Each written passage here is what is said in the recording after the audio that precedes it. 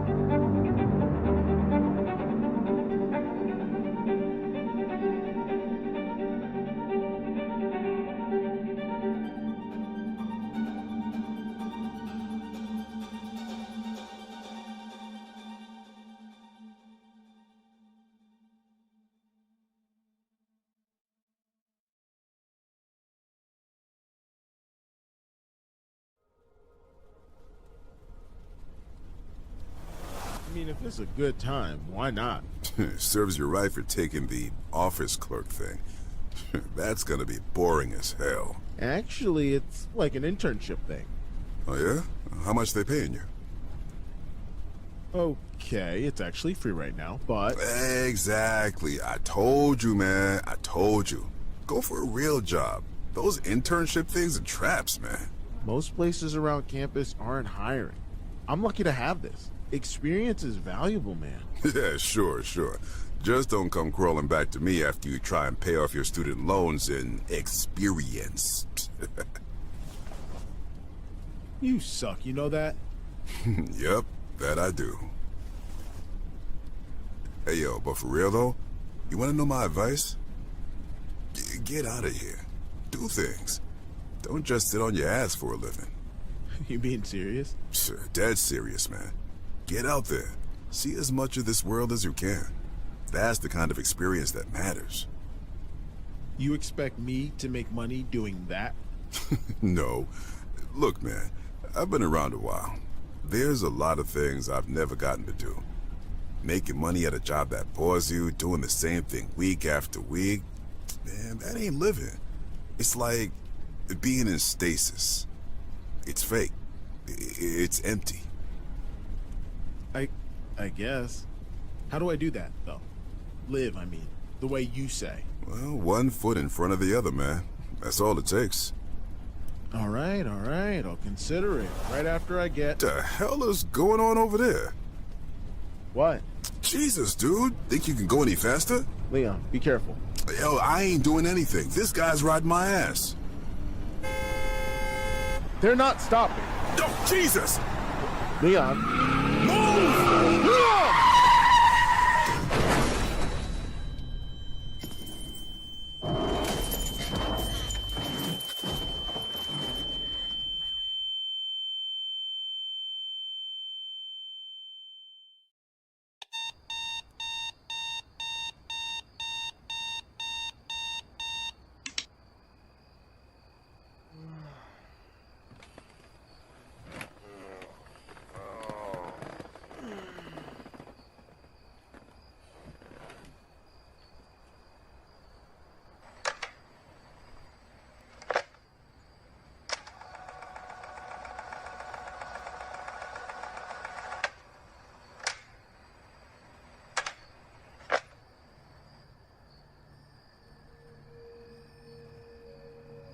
I want to preface this by saying that I'm not crazy.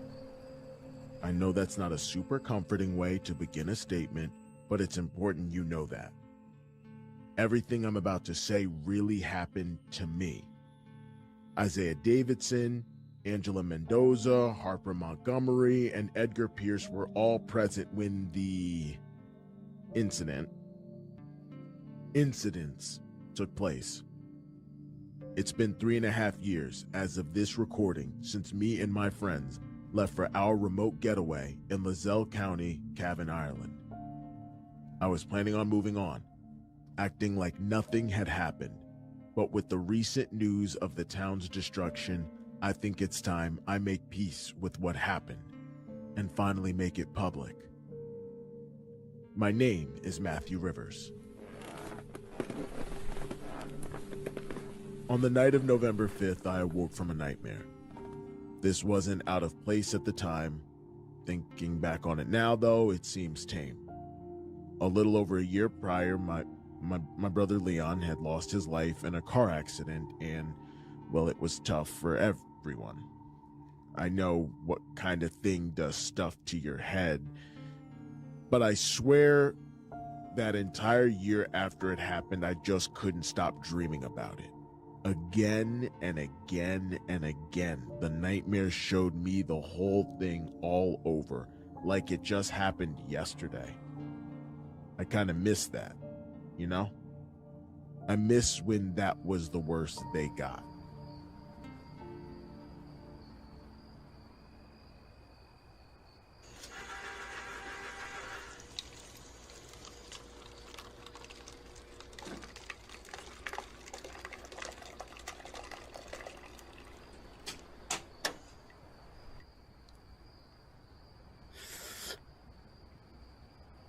Back then I was studying journalism, you know?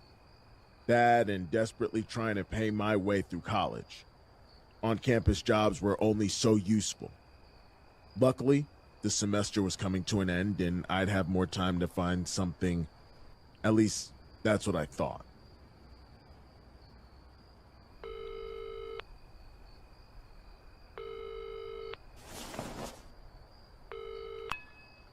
Hey. Hey, Matt. How you doing, man? I'm fine. What's up? Well, so, hear me out. I was just thinking, it's been a while since we've all hung out as a group, you know? Me and the boys are planning a little getaway, and we thought you might want to come with. Isaiah, if this is another O'Halligans thing... It's not an O'Halligans thing. Come on, man. Look, I know you're busy, but we haven't seen each other in months. We miss you, dude. We miss hanging out with you. Even Monty. She won't admit it out loud, but it's true. I don't know, man. I'm just not really feeling up to it right now. Stewing in your own thoughts isn't how you deal with it. Trust me. I know.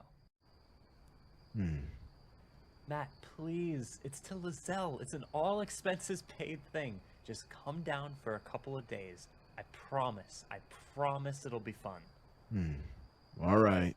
Yes! You won't regret it, man. Yeah. Okay. When are we talking?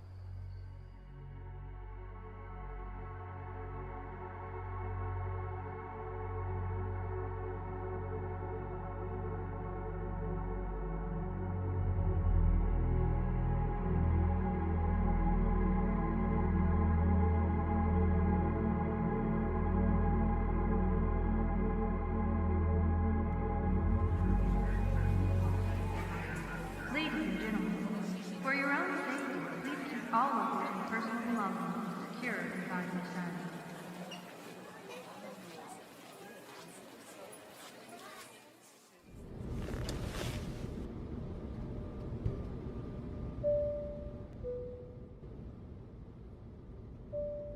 The flight was 11 hours. After we took off, I tried not to sleep, but it was really no use. Halfway into the trip, I began to drift off.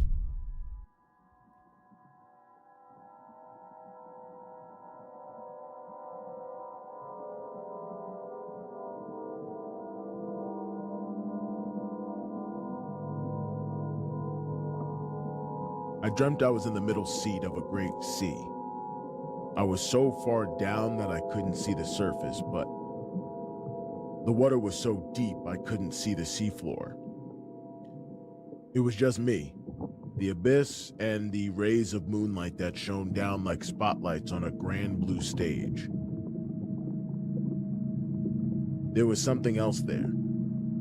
It was the face of a woman, carved from stone, cracked, chipped slightly, but enormous.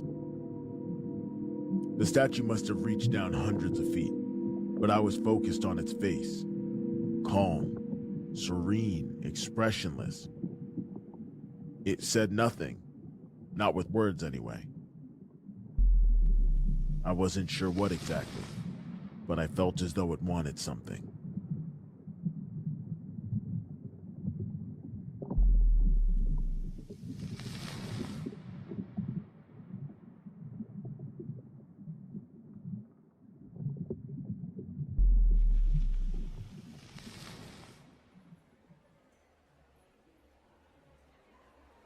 Well, that's the fun part. I have a handful of activities planned. We're not swimming, are we? What's wrong with swimming? Fancy meeting you guys here. Matt! Good to see you, man. Yeah, you too. Hey, Monty. Hey. And have I met you? Sorry, I'm really bad with faces. Oh, no, that's fine. I'm Angie. I'm Monty's girlfriend. It's so nice to meet you. No way! Great to meet you. You, have a little something on your hand. Oh, no, it's a birthmark. Oh, damn. Sorry. My bad. Off to a bad start, I guess. Nah, don't worry. It happens all the time. I've been so excited to meet all of you.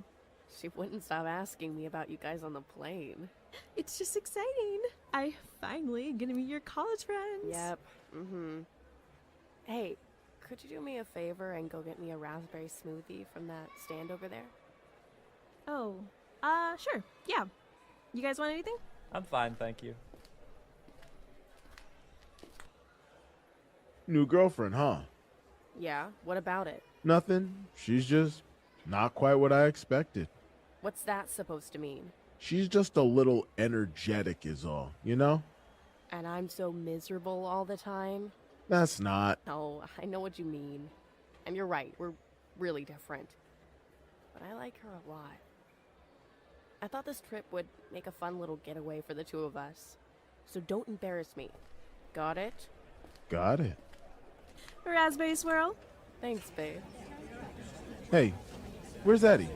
Oh yeah, I think he's, Over here! Coming through. Sorry. Eddie, how you been, man? Oh, you know, taking it easy. Hey, are you and Steph still a thing? I remember you wouldn't shut up about her last year. Oh, no. No, she broke up with me a while ago. Oh, I am so sorry. Don't be. I didn't take it hard. She seemed way more upset than me. Oh. Yeah, she said something about how dating me was like owning a dog. I didn't really get it, but I'm not going to stress about it. Alright, yeah. Hey, Isaiah, how do we get to where we're going anyway? Oh yeah, I rented a minivan. If everyone's here, we can get going. Great. Finally, let's go.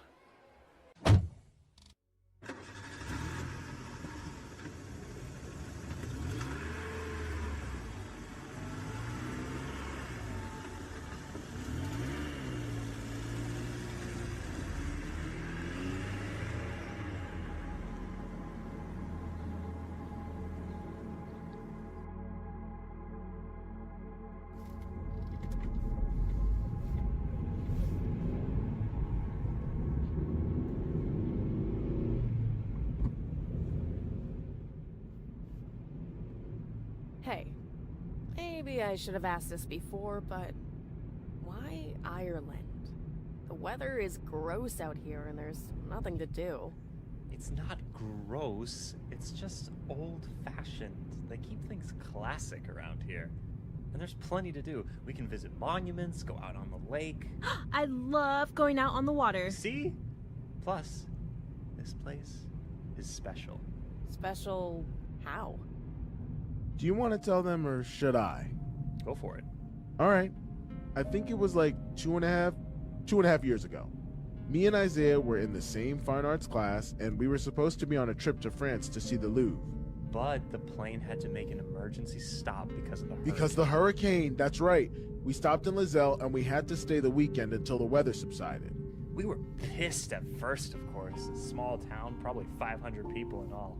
But after a day or so, we wound up having a great time. It's one of the only towns in the whole country that's right by a lake and a mountain range. We took this hiking trail and oh my god, the sunrise is just, well, you need to see it. It was great. The hurricane kept going for longer than expected though. I had to call,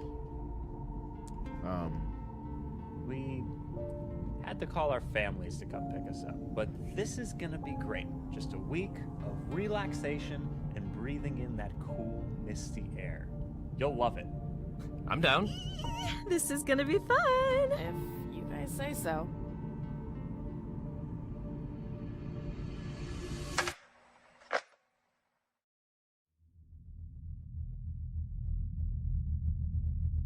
as we drove closer into town, I felt something inside of me change. For the first time in a while, I was having fun. I looked out at the place where we'd be staying for the next few days. It really was a beautiful town, like something out of an old pirate movie. The cars and lights were modern, but the buildings looked like they hadn't changed in 100 years.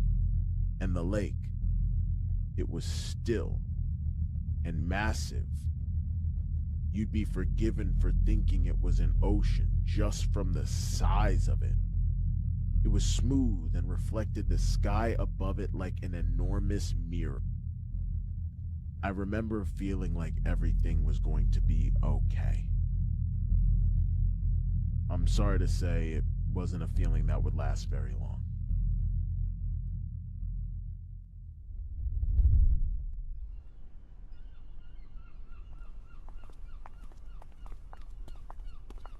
Are we almost at the hotel?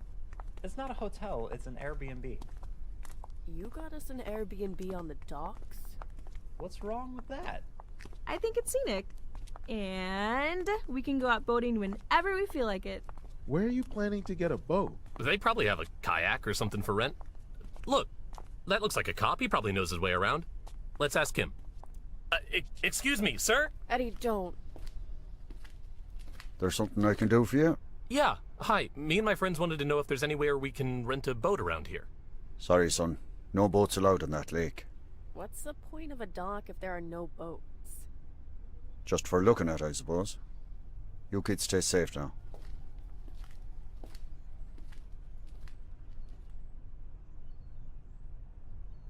At least the cops are friendly. I think they call them Garda here. He's messing with us. There have to be boats out here somewhere. You'll have to test that theory later. Behold! Before us stood our new home for the following days. A 2-story house with chipped paint, cobblestone walkways, and probably some family of pests I'd rather not think about. The 4 of us sat there stunned. We were all thinking the same thing. What the hell is that? Huh.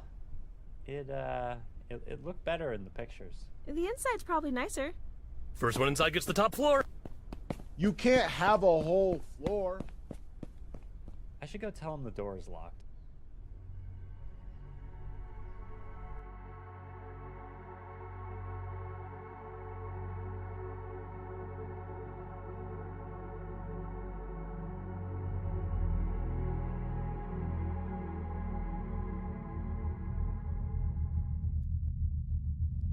On our first day in Lizelle, we shut up in our glorified fisherman's shack and prepared for a night of soothing rest.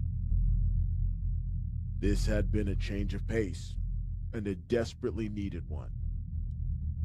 As the sun sank into the lake and the sky emptied itself of light, I laid my head on the pillow. After the flight, I thought maybe I would be granted the luxury of dreamless sleep. At least for tonight.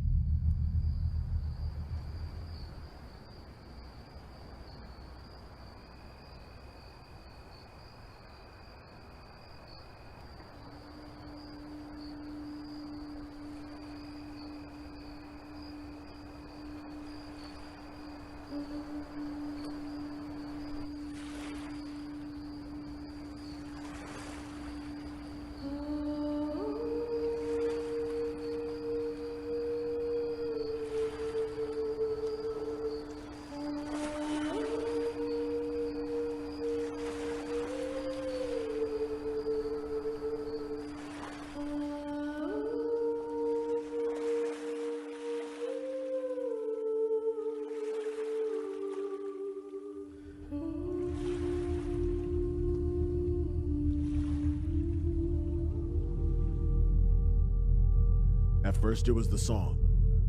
I've tried many years to forget that terrible, terrible song, but it still lives within me, within my mind. I opened my eyes that pitch dark night and looked out the window to find its source, my room on the second story. I could see everything. I could see the lake, I could see the docks, the small patch of grass behind the house, and the man that stood alone in it, staring up at me from 30 feet down and 100 feet away. It was too dark to see his face, but I knew who it was. You don't see someone every night of your life and not recognize them. Leon? It was him. There was no doubt in my mind. Slowly, he turned from me, from the house and to the dock. Slowly, he began to walk, rhythmically and steady to the pier, and slowly, I began to be afraid. Leon! Leon, wait! Please! I grabbed my jacket and ran downstairs. I ran out the back door, screaming at him to stop, but he just continued his march. Then, as if it was nothing at all, he reached the edge of the pier and stepped off.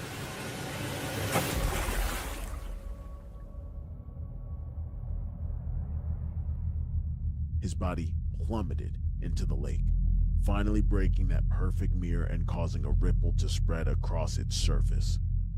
I felt afraid. I felt useless. Then, most surprisingly of all, I felt my friend shake me awake. Matt, wake up! What's wrong with him? Matt! Matt! Can you hear me? What happened? You just started walking out to the edge of the pier, you psycho! I think you were sleepwalking? You woke me up when you walked by the couch. I would have done something, but I heard you weren't supposed to wake up sleepwalkers. That's a myth, Ed. I was sleepwalking? Yeah. I was getting ready to go to bed, then I look outside the window and there you are, just taking a little stroll. That's freaky, dude. From the looks of it, we woke you up just in time. For a second, I was worried you were just gonna walk into the lake. Yeah. Come on, man, let's get you warmed up. It's freezing out here. Yeah. And maybe lock the door when you go back to bed. Just a thought.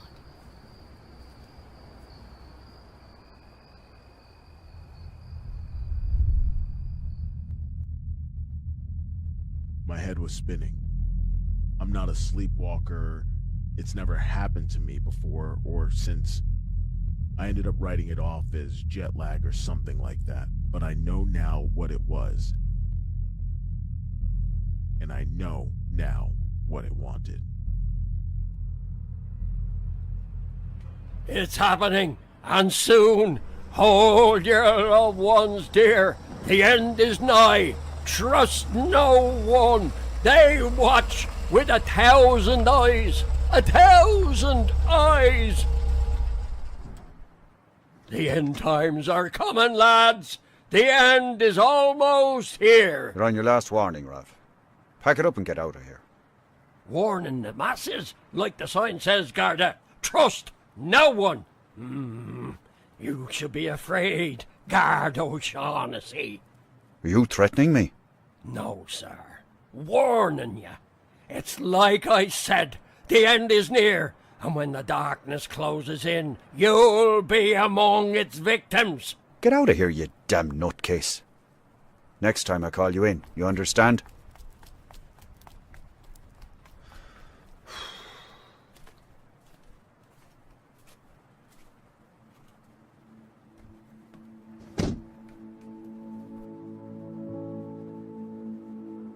Daniel O'Shaughnessy re-entered his squad car, his mind a swirling void of cynical bitterness and lethargy, which his morning coffee had failed to combat. This time last year, he was a respected, big-time detective, celebrated by the precinct and, to a lesser extent, the people. One gunshot and a hell of a lot of paperwork later, he was a peacekeeper in Lake Lizelle and thoroughly tired of the whole place.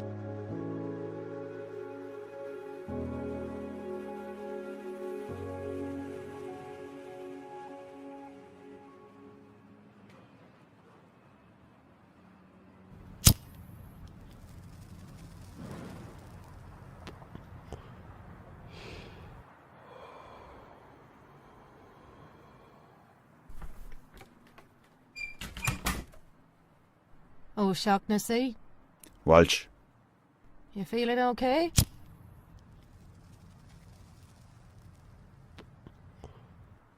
Coffee machine's broken. Yeah, I know. Least I can do is offer you a glass of water. That'll do just fine. I know you were transferred from Dublin. I can't imagine you're too happy about being moved. Not a lot goes on here, you know. I wanted you to know we appreciate you being here. All of us. Thanks, Sergeant. Don't worry about me. I'm sure I'll find something to spend my time with.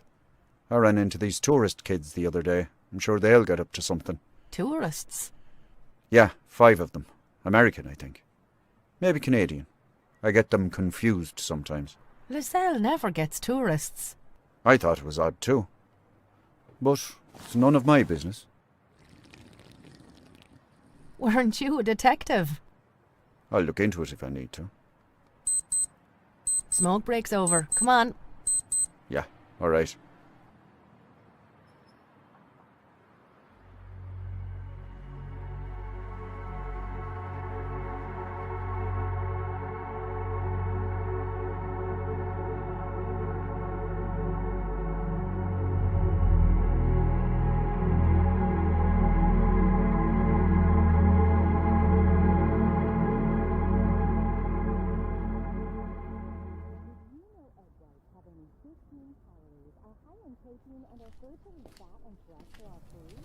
Jesus.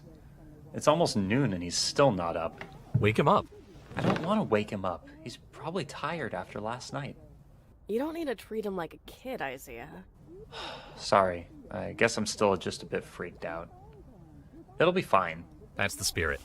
Now, let's turn this sad train around. That's not how trains work. What's on the agenda for today? Well, I figured today we could go into town, look at knickknacks, you know, stuff like that. Oh, wow. That sounds super fun and, you know, not boring at all. But unfortunately, I'm gonna have to pass. Well, what do you have to do that's so important? Angie and I are going boating. Sick. Wait, no, not sick. Monty, that cop said... I heard what he said. But last night on the docks, I saw a perfectly intact rowboat tied to the boat cabin. So I don't care if I'm breaking the rules. If Angie wants to go out on the water, god damn it, we're going out on the water. Just don't get in trouble, alright? Sure. You guys have fun with your knickknacks.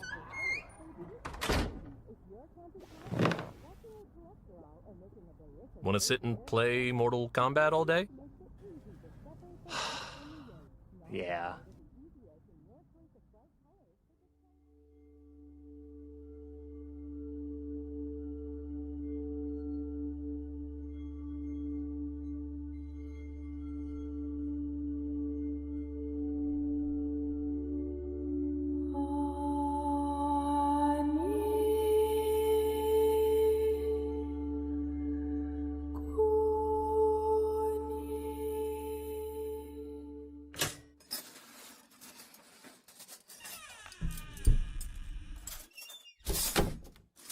Riley, I'm home. One second, Dad. What are you doing? What is that? Well, okay. It was supposed to be stew. You were making me dinner? Well, I mean, I was trying to. You don't need to do that, sweetheart. I'm a grown man. I can cook for myself. No, I know that. But I thought I might as well be useful while I'm here. Well, don't. You're the one visiting. I should be making you... What kind of stew is that? Lamb. I should be making you lamb stew. You're a terrible cook, I'll have you know. That may be the case, but surely there's something better for you to be doing. Oh, you mean like, having fun? Going out and retail therapying? Yeah, something like that. I tried that. No luck. Nothing to do but look out of the lake and practice shooting soda bottles. The only thing that's improved since we got here is my aim. You live in the boring capital of Ireland. Yeah, at least we agree on that much. How are you bored? You do the most dangerous job in town. Dangerous? Please. Last year I was up to my nose in investigations. I was making a difference. Now, parking tickets and the same Egypt screaming about Armageddon every morning. I'm the most bored I've ever been. Well, I guess so long as I'm here, we'll be bored together. By the way, if you're hungry, we should go out because that stew is borderline inedible. I was already picking a place in my head.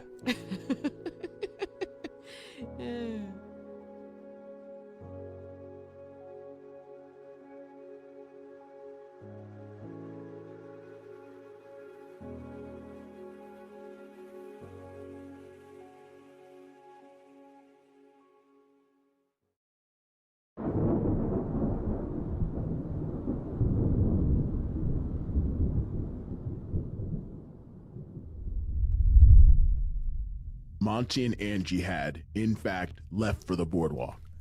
Angie talked about the trip, the food, the friends, anything she could think of, really, and Monty listened.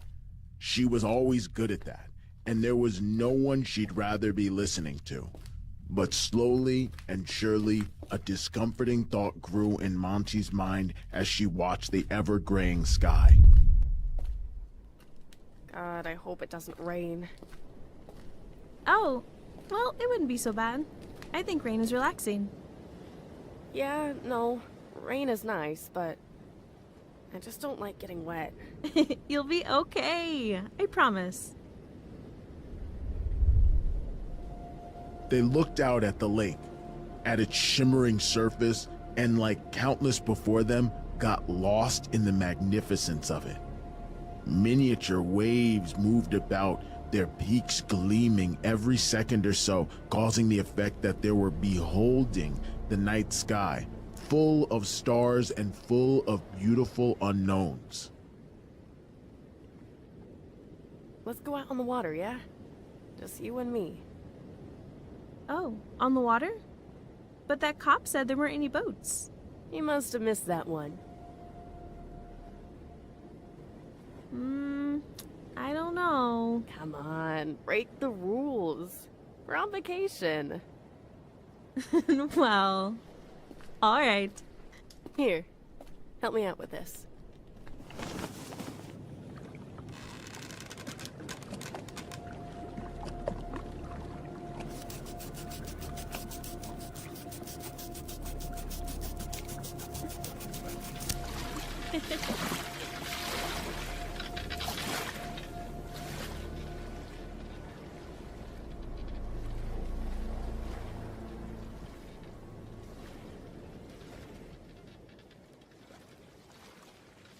The night sky, in all its majesty, is something that cannot truly be understood.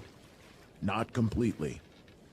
It is a place of dreams and nightmares, of infinite light, yet somehow, at the very same time, infinite dark. In the years since that fateful week, I've come to adopt those same feelings exactly to Lake Lizelle, and as the subtle waves rocked Monty and Angie to a place of serenity, they would soon do the same. Thank you. For what? For everything. For this, for bringing me along in the first place, for making me feel appreciated. Just thank you. Don't mention it. I've always loved the idea of being out on the water. I'm starting to see what you mean. This is great. And the water is perfect. Careful. Don't rock the boat, too. What? I said be careful. No, not that. Look. The water. Does it look weird to you? Now that you mention it, yeah. It looks like it's glowing. That can't be right. The teal glow from beneath the boat had quietly arisen, unnoticed by anyone. As Monty and Angie watched in bewilderment, it became more luminous by the second. Soon the glow was so strong, Monty felt the need to squint her eyes when she looked at it, but not Angie. Is this some kind of bacteria? It's surrounding the boat. It's beautiful, isn't it? Get back from the ledge, Angie. I think we need to start rowing to shore. I don't want to get back. I need to touch it. Angie, what's the matter with you? Get your hand away. Angie! Oh God! Oh Jesus, Angie!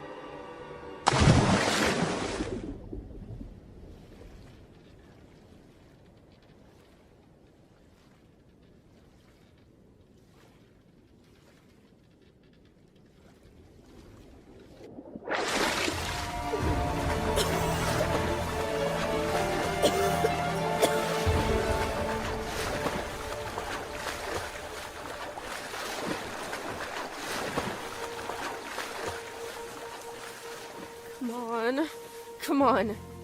1, 2, 3. 1, 2, 3. 1, 2, 3. 1, 2.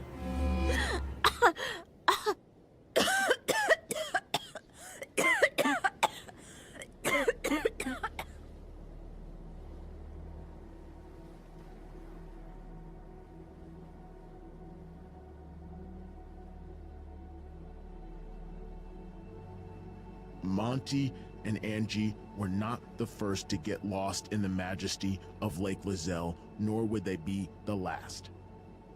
But they very well may have been the only ones in 100 years to have lived to tell about it.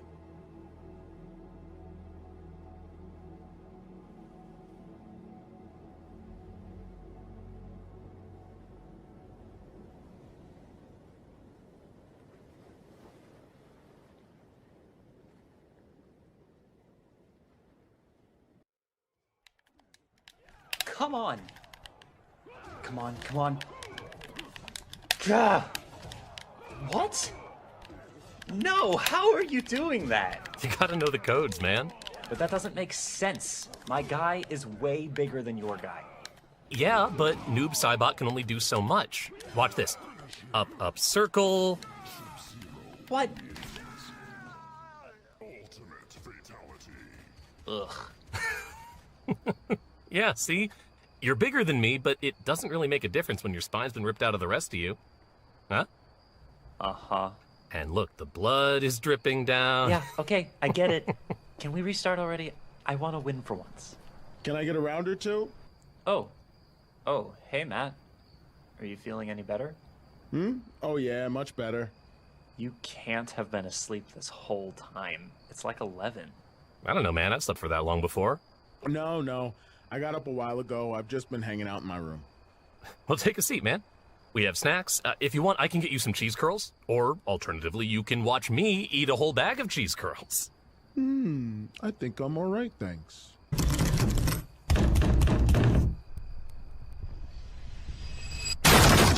Jesus!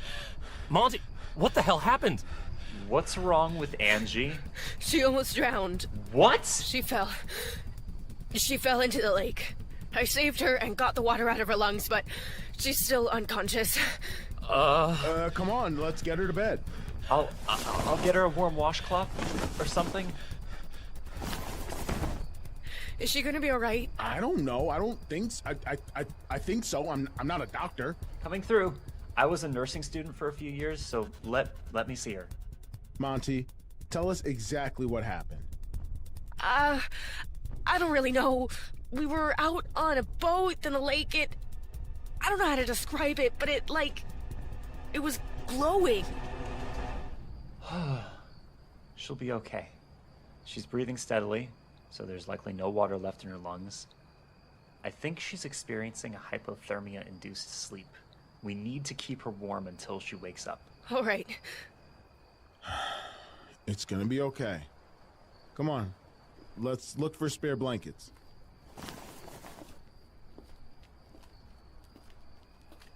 Is there anything I can help with? Whatever you guys need, I got you, man. Why don't you go into town and pick up some food, huh? Just something hot. Food. I'm on it. Don't even worry, I'll be back in no time.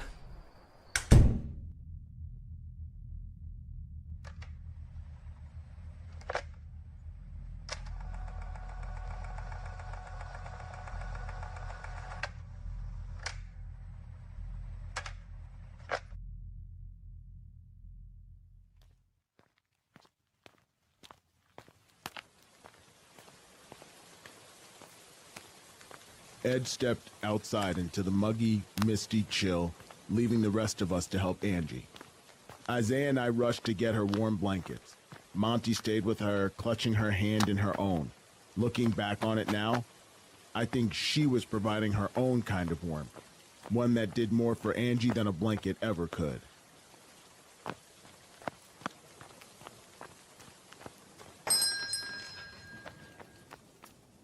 Hey, welcome to O'Connor's. What can I get you, love? Hi. Yeah, do you guys happen to have anything really warm that could help someone sick? Ideally not something you could choke on. You mean like soup? Soup, yes. Soup would be perfect. What kind of soup you got? We have a creamy vegetable soup, tomato, chicken noodle. Which one of those cures hypothermia? You know what? Get me one of each. Better not risk it. Sure, hon. Ron, we need one of every soup. Yeah, you heard me. Ed sat and waited. He wasn't an impatient person, but on this particular night, he found the wait unbearable. He thought of his friends and how frightened they seemed to be.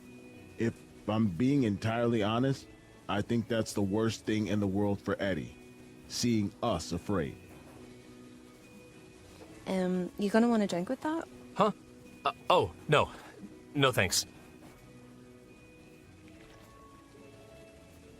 He tried distracting himself by looking around the room. The diner was empty. Mostly empty, save for himself and two people sharing a meal in the booth across the room. One was a large man, maybe in his late 40s, and the other was a girl, red-headed and about his age. I've known Ed for many years, so trust me when I say getting Ed's mind off of something unpleasant, well, there's usually only one thing that does the trick. And she was getting ready to leave.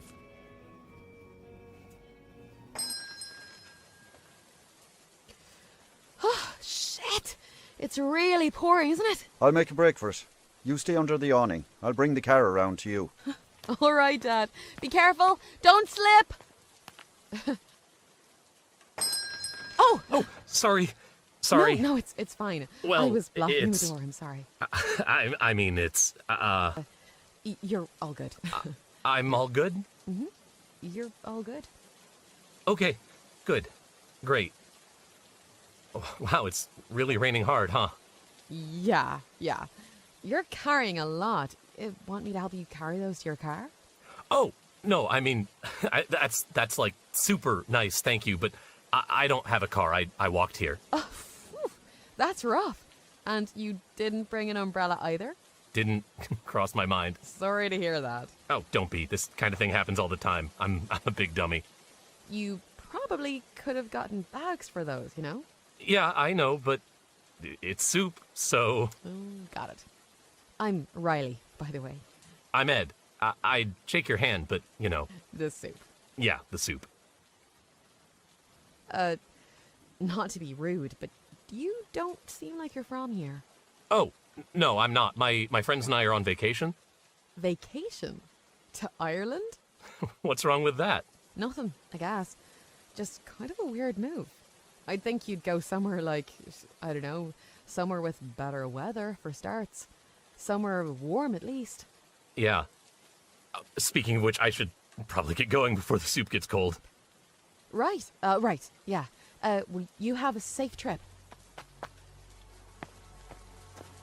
Hey, just, like, hypothetically, if I was gonna ask you to get dinner with me tomorrow, would you be free around that time? Yeah. I'm free all day, actually. Meet me back here? Noonish? Noonish. Works for me. See you then, dummy.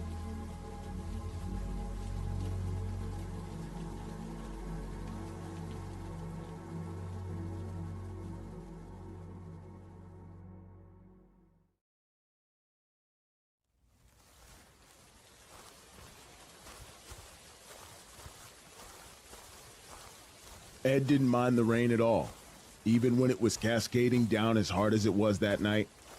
The only thing that bothered him about that dark, rainy night was the fact that it had become hard to see. That's why keeping to the streetlights was important. And it's also why Ed didn't see the tall man creeping up behind him. Hey, get off! It watches. They see every step in and out. Don't let them see you. What are you talking about? It sees through others' eyes. It never forgets. Keep yourself clear of the eyes. The 1,000 eyes. Hey, leave the kid alone, Ralph. If there's no one to warn, there's no one left to save. Back off.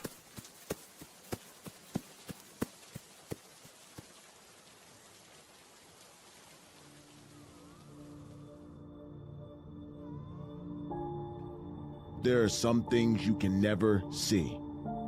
Not until it's too late. The next day came slowly. Almost none of us were able to sleep.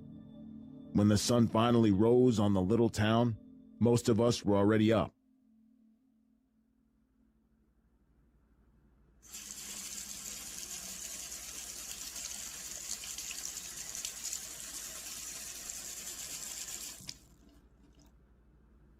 Ew. What's up? This water is cloudy. Huh. You're right, that is ew. Guess I'll stick to beer.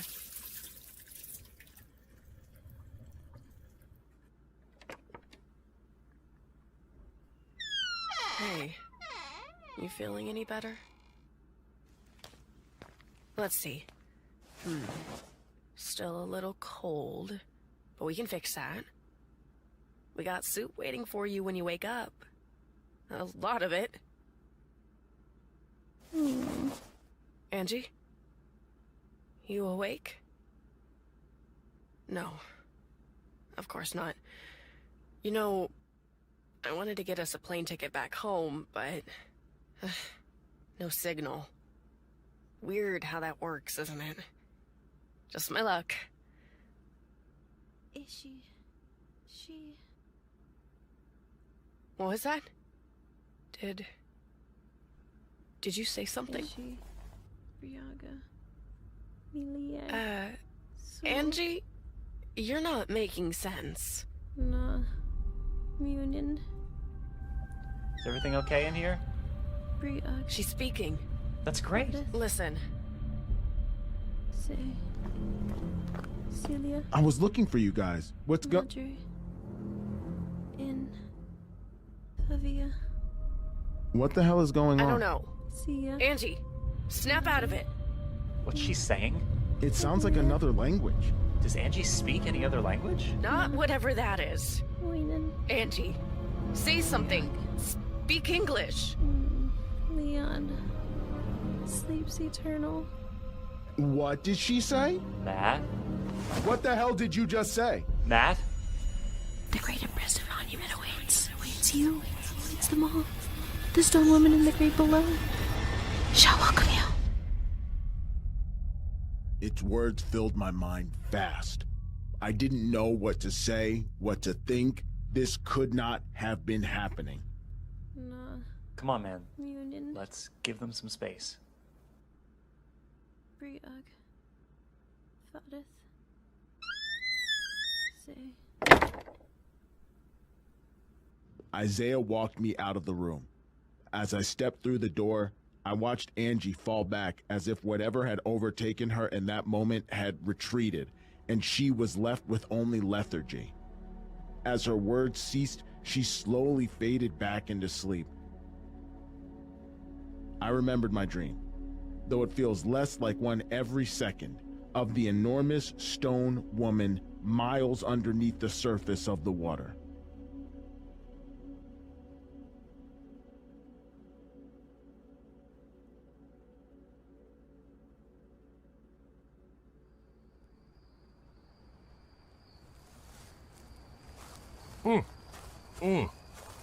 This is interesting. Do you hate it? No, it's just, I've never had anything like it before.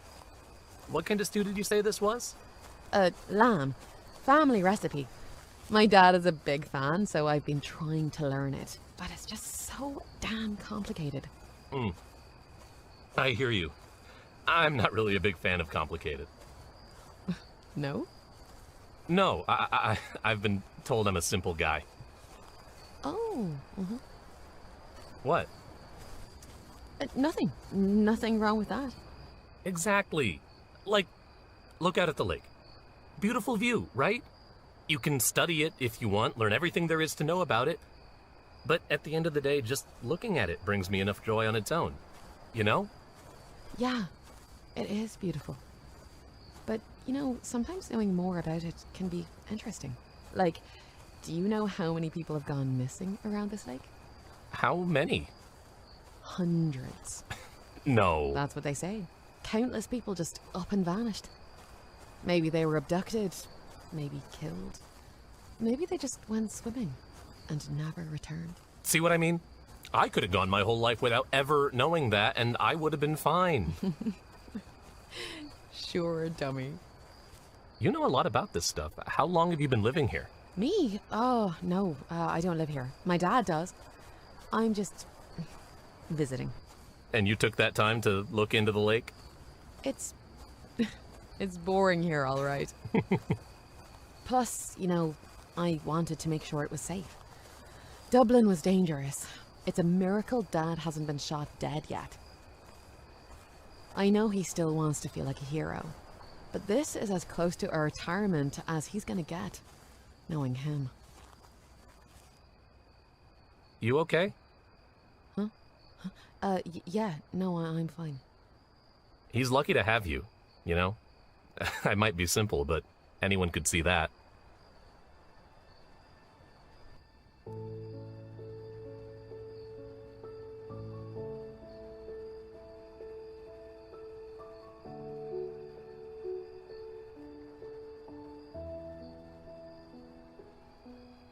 Dublin was dangerous, and Riley knew it perfectly well, but that's a story for another day.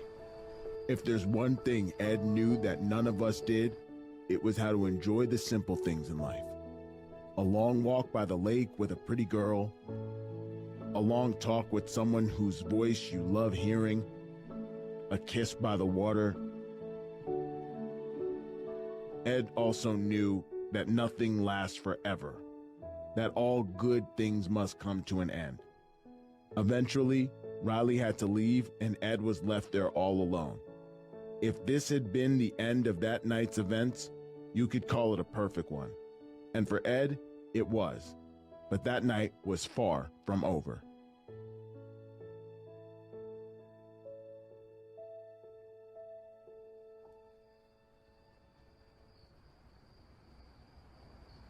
Ralph Higgins stepped through the cold, wet grass, approaching an old, rusty bench he occasionally called home, overlooking the lake in all its hypnotic beauty.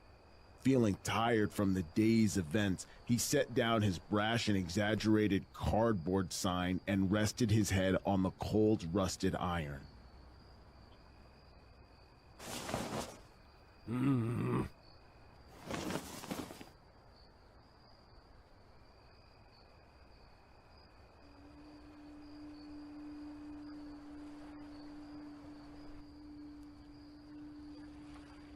What on earth? Quiet down there! Can't an old man get some sleep? In the years since my trip to Lake Lizelle, I have had countless bountiful nightmares featuring the song of the lake. I know every harmony, every pitch by heart now, and I fear the hour may one day come when I hear the song for one final time. For Ralph, no such hope awaited him.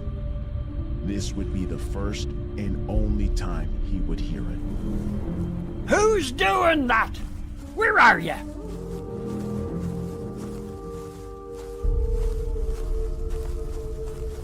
Stop!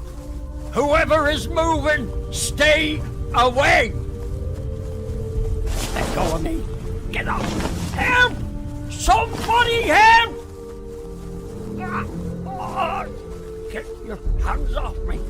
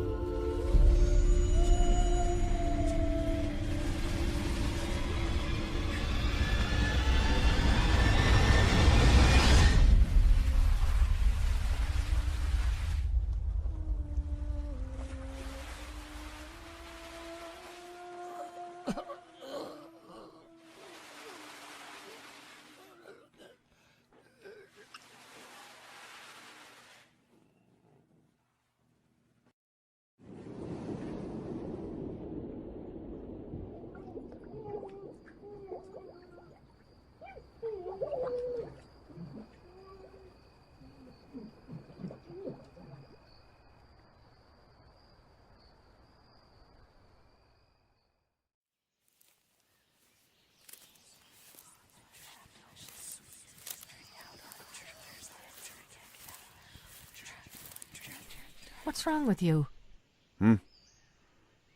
Nothing. I'm fine. You sure? What do you mean, am I sure? You just sound a little on edge, is all. I'm not on edge. I'm perfectly normal. All right, if you say so. It's Ralph Higgins. There it is. For the past 4 weeks, every morning and night when I'm out on patrol, he's there ranting and raving about ghouls or goblins or whatever the hell he goes on about. These last few days, nothing. No sign of him anywhere. And you're complaining. The way I see it, we finally have some R&R in the morning. Don't get me wrong, it's nice not starting the day with a headache. But what if something happened to him? Aren't we supposed to deal with that? Doesn't that bother you? Here, stay hydrated. Thanks. No, it doesn't bother me. I know you're new here, but trust me, I've been working in this town for a long time. This kind of thing happens. Disappearances? You can call them that, but they've always turned up soon enough. Trust me on this one. Save your effort for when someone important needs you. Patrol ends in 10. Meet you at the car.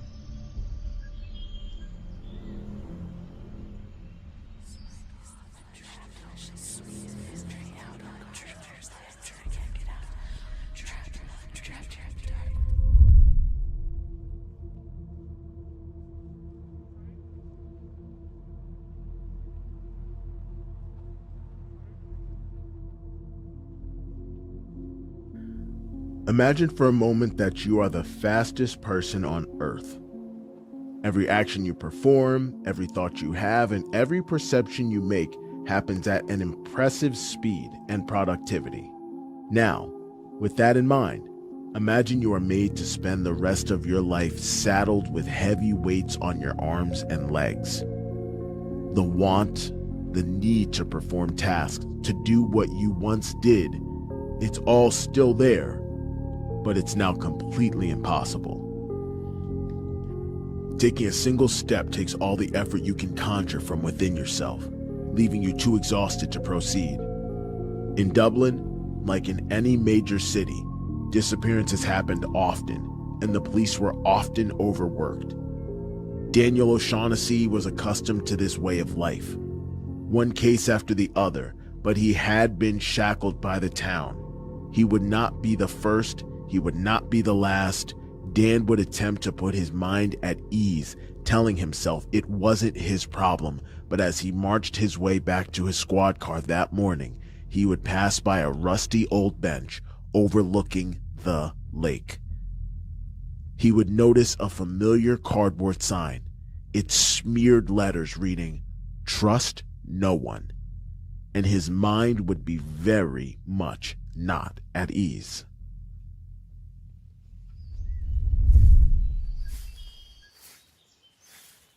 You know, out of the possible date locations, the woods behind your dad's house is, I know. But this is where I come to relax. I know right now it's wet and gross and, but you should see it at night.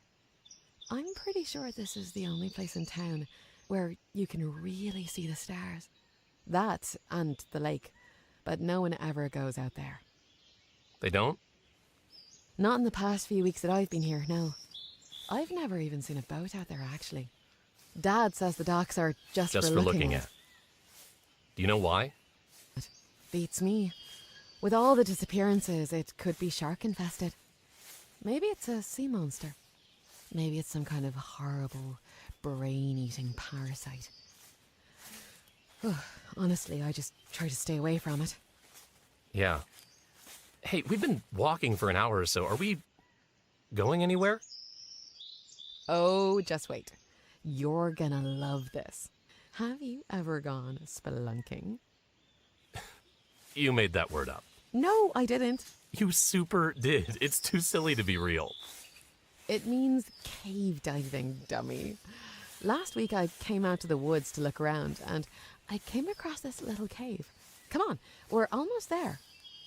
So this cave, you've been in it before, right? A bit. I haven't gone past 100 feet or so. Why? Just trying to avoid being mauled by a bear. This town doesn't have bears. Lots of sheep, but that's about it. Oh, there it is. Well, are you coming? I don't know. I've never really gone splunking before, but... Spelunking. That's what I said. But if you think it's safe, by all means.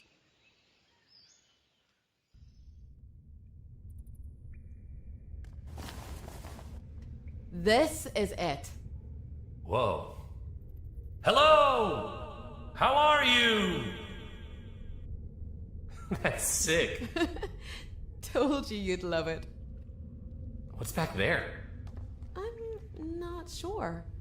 That rock over there is about the furthest I've gone. Want to change that? What? No, it's way too dark to see back there. We could get hurt. Okay, so let's come back later tonight. We'll bring flashlights and stuff. Stuff? Yeah, you know, splunking gear. Whatever people wear when they do this kind of stuff. What do you say?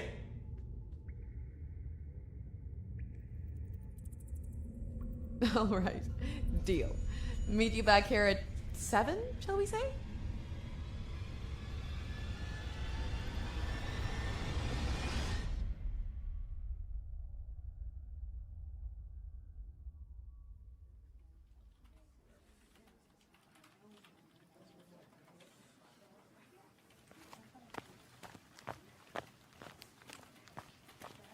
Morning, sir. Looking for anything specific? No, ma'am. I'm not here for books. What can I do for you? I read online that libraries archived local newspaper prints. Do you do that? Oh, sure. Every paper since the Daily Guard's inception is in our archive. Any dates in particular? How about February 3rd, 2011? Let's see. Come with me. Dan's fellow guards had expressed to him that looking into Ralph Higgins' disappearance would be a waste of time, and there was a small part of him that wanted to agree. But time was the only thing Dan had, so he knew, even if it led nowhere, he had to try. This is our microfilm machine. You may have to give it a moment to turn on. It's rather outdated. You're telling me? This thing is ancient. Our film is in these filing cabinets. They're arranged by date, so you shouldn't have any trouble finding anything. Is there anything else? No, thank you. Okay, 2011. 2011.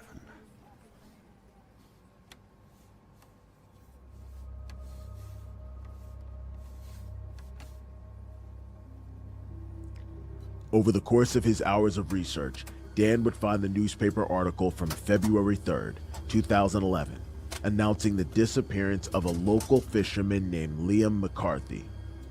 Soon after that, he would find the article from July 5th, 2006, when a young boy vanished while his family was enjoying a day by the lake.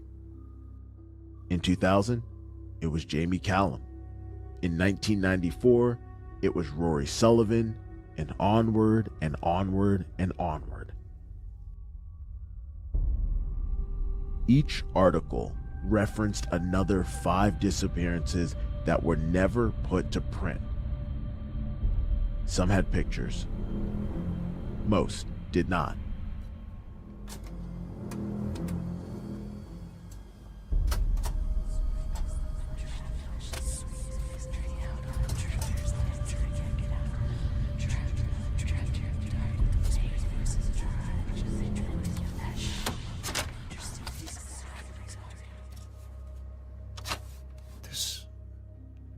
This makes no sense. How are things coming along, dear? I brought you some water. You've been in here for hours. So many people. Did you know about this? I'm afraid I don't understand. How long have you lived here? Oh, my whole life. Then you must know something about the disappearances. You were here when they happened. Happened? No, they're still happening, sir. What do you mean? They stopped printing about them in 2011. Thought it was old news. But every once in a while, people go away. What do you mean, old news? Well, everyone in town already knows. People stop paying attention for a while. I don't understand. Here, love. Have a drink. The truth is, people get used to anything eventually. Besides, they always turn up soon enough.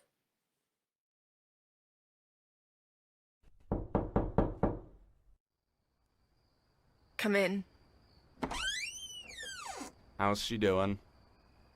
Better. She speaks every once in a while. Really speaks, not whatever that was.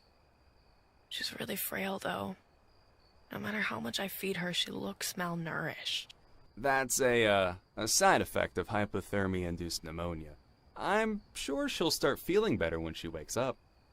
Yeah, you're right. I made cocoa, if you want any. It's warm. Might make you feel better. Not right now. Save me some. I'll warm it back up later. Okay, sure. Let me know if you need anything, alright?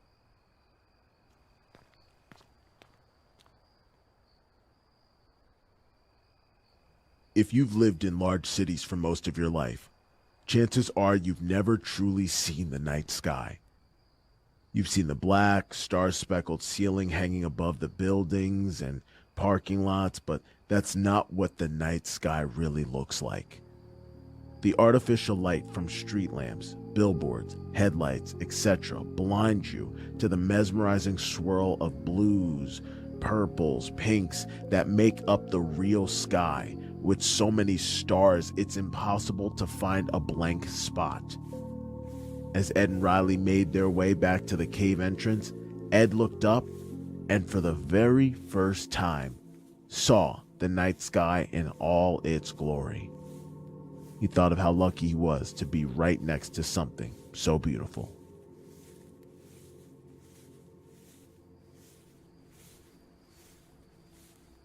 All right. We have everything we need? Huh? Yeah, I think so. Flashlights, extra batteries, rope if we need it, snacks. You brought snacks into the wood. What's wrong with that? Nothing. Let's just hope I was right and there are no bears here.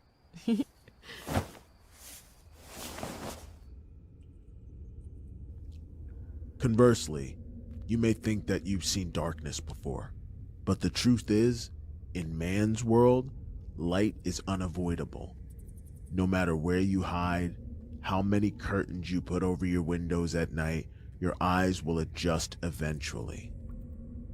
But if you've been inside a cave before, and if you've had the strange yet prevailing instinct to turn off your flashlight, you'd have encountered the only true darkness. Within the ground, there is no light to speak of, and no matter how long you spend trying, your eyes will never adjust. The darkness will never give way. Darkness in the land of man is a commodity, something soft for our comfort. The darkness within the caverns is not so forgiving. Either way you slice it, Ed and Riley were truly and utterly in the dark.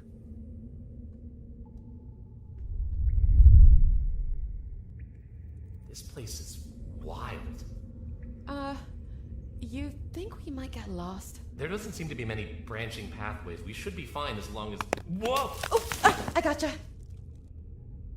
Thanks. Yeah, no problem. Just watch your step around here. Where'd your flashlight go? It's, Oh, hey! I see light coming from that crevice. It's probably down there. I guess we'll have to share one. No, it's fine. I can fit down there. Just give me a second. Everything all right? Yeah, now where is... Whoa. Did you find it? Riley, you need to see this.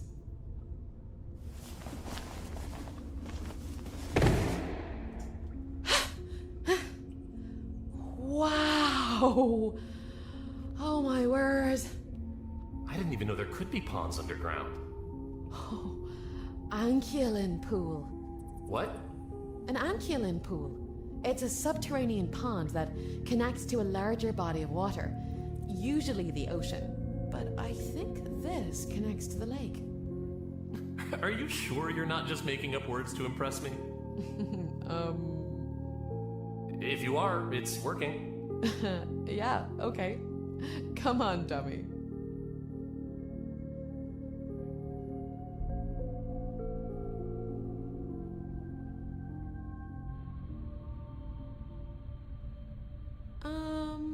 Dummy? Yeah? Do the walls look different to you? Riley saw that the deeper they went, the more the walls of the cavern began to look strange. Slick and shiny. Soft to the touch, almost rubbery. What the hell? This is weird.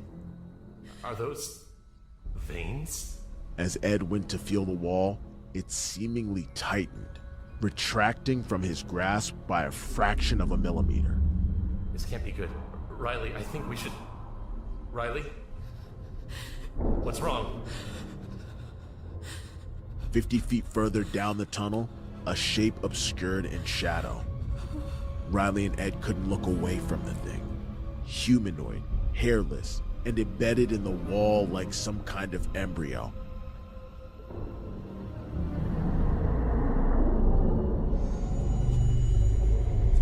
She couldn't find it in herself to speak. The most she could do was shine some light on the thing.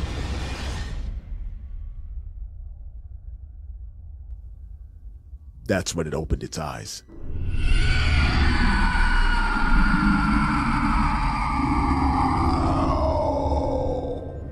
Its eyes were glowing that bright teal blue glow, as were the veins in the walls. Tendrils crept from every crevice towards the two humans in an inhuman place. The only thing they could think to do was run!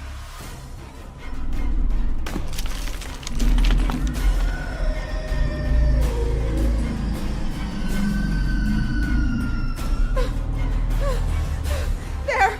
The crevice! Quick! Hoist me up! Hoist me up!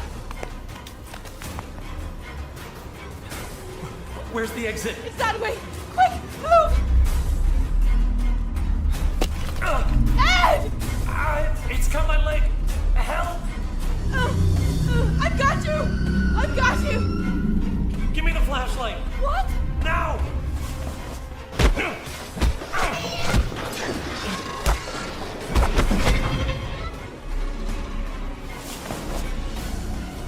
Come on, run!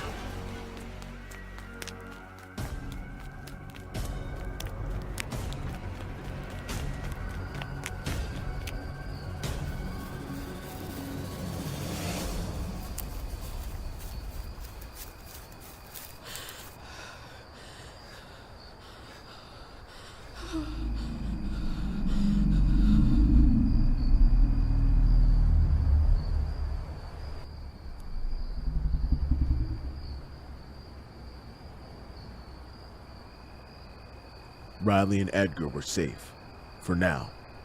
But the things they saw in that place would haunt both of them for the rest of their lives. We all have that in common now, I suppose.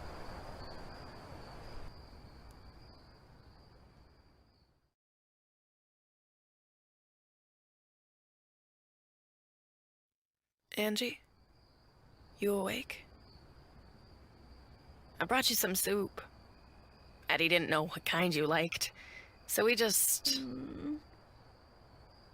Yeah, me too. Angie, I'm so sorry. I'm sorry any of this happened. It's my fault. I brought you here. I made you get on the lake. What was that? Did you say something? The lake. Where is it? Angie, I think you're confused. I got you out of the lake. You're safe now. I need to get back. Angie, you're not making any sense. I need to go back. I need to go back. Ow! Angie, that hurts. Angie, you're scaring me. Let go.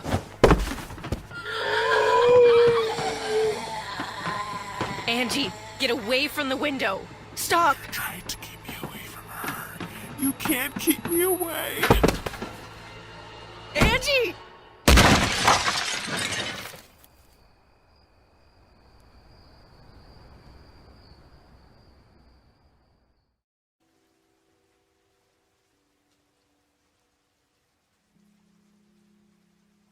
Riley slept. She should have been happy. Warm, safe, cuddled up to the boy she liked. She had every reason to sleep peacefully, but no matter where she was, no matter whose bed she was in, her dreams were not peaceful.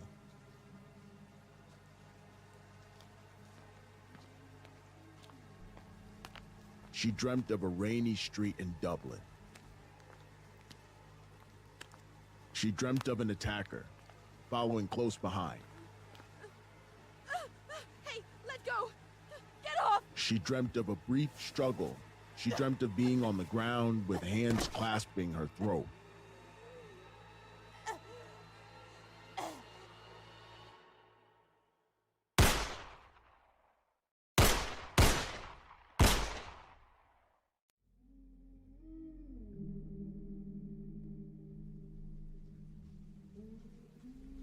She dreamt of a body falling lifelessly onto her own, blood from its bullet wound seeping into her clothes in the pouring rain.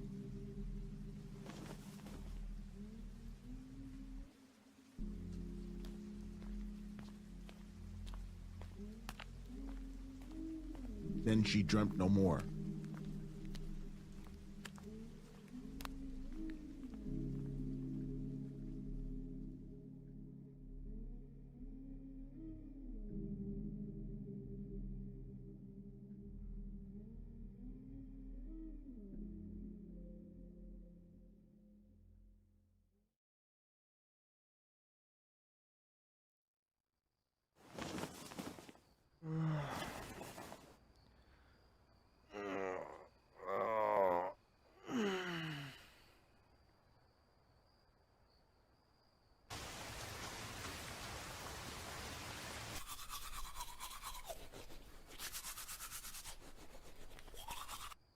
All right, what are we making? Nothing in the fridge. Great.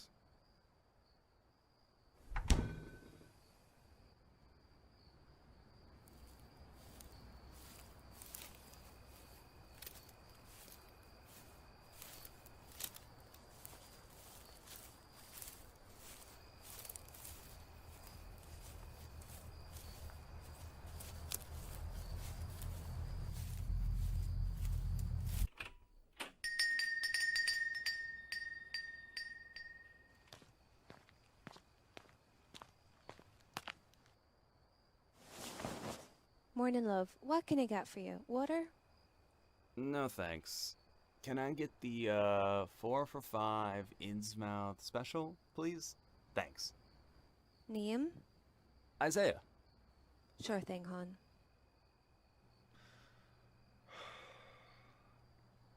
Something bothering you, love? Yeah, it's just... I planned this whole big vacation with my friends, and it's been nothing but problems. Angie's been sick for days. Monty's pissed about it, understandably so. Matt won't even talk to me. Eddie's the only one who seems to be having fun, and that's just because of his new lady friends. I feel like everything I've been trying to fix is coming apart faster than ever, and I'm the only one who cares. I'm sorry, I shouldn't be bogging you down with all my problems. You want my opinion? Go for it. Don't worry so much. Why hadn't I thought of that? I mean it. Everything will be okay in the end. If it's not okay, it's not the end. Someone of note said that. I forget who. Might have been John Lennon. Didn't he hit his wife and also, like, get shot in his prime? Beside the point. What I'm trying to say is, you'll figure it out. Don't get so caught up with the here and now. Things are always bigger and more complicated than they seem. Now let me get that 4-for-1 special.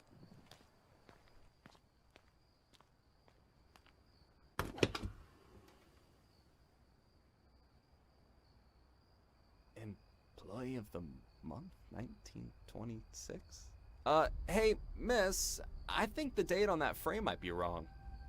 What's that, hun? The picture of you says 1926. That can't be right.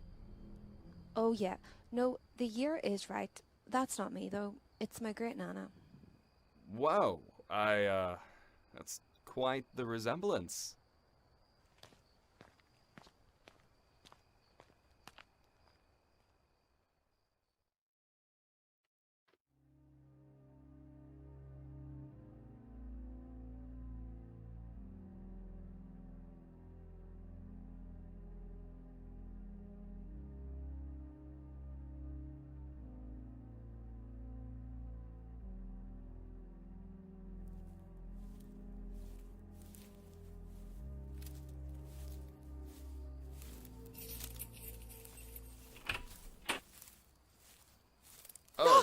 Shit.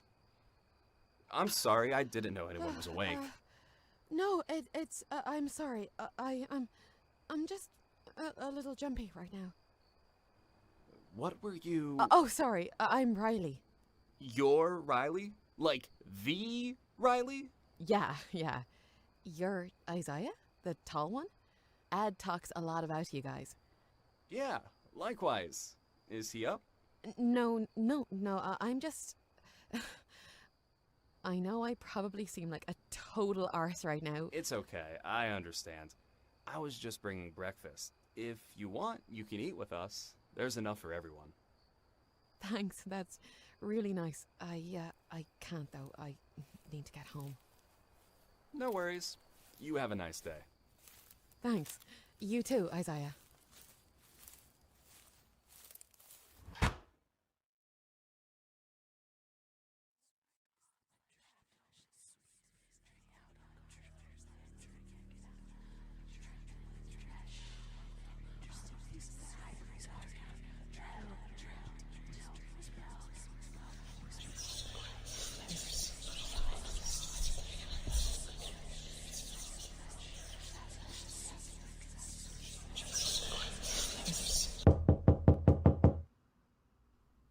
Yeah? Hey, Dad. It's me. I just really wanted to talk to you. Are you okay? You don't look... 500 people. What? No more, no less. It's always been 500. People go missing all the time, but no one looks when it happens because they always turn up soon enough. It always comes back to 500. What? Dad, I thought we could talk about Dublin. I know you don't want to, but I really need to... Dublin? Yeah. What happened... Something happened in Dublin.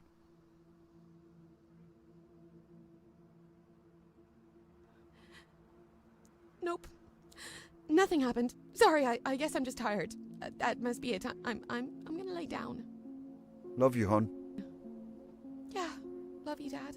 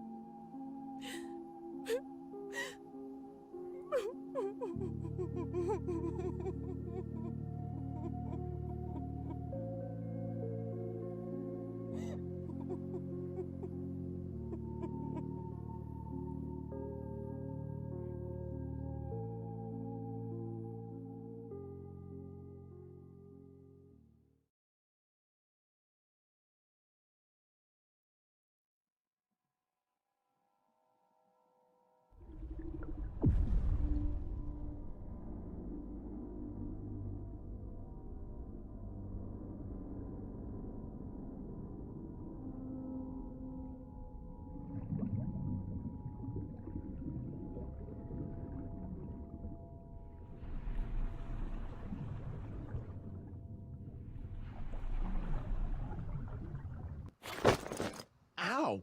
What the hell, man? Rise and shine, sleepyhead. We're going hiking. I don't know about that. It's still dark out, and everyone else Doesn't is... matter, because it's just going to be you and me. Come on now, hurry up. Mountain Trail ain't going to walk itself.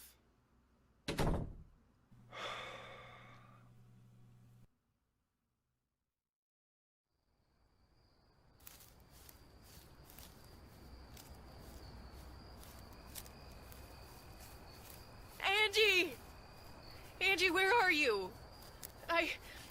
I don't know what's wrong with you, but we need to get you to a doctor. Angie? Monty trudged through the forest underbrush, calling out for her partner and clutching at her abdomen, which was seeping crimson life from the scratch marks Angie had torn open hours earlier. The injury had been haphazardly bandaged by a spare white, now red bedsheet. Angie?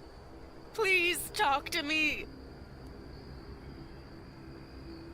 If you had an Olympic-sized swimming pool in which was a great white shark and you added a single drop of blood, roughly 1 part per 10 billion, the shark would detect the drop within a fraction of a second. This phenomenon goes beyond a meager sense of smell.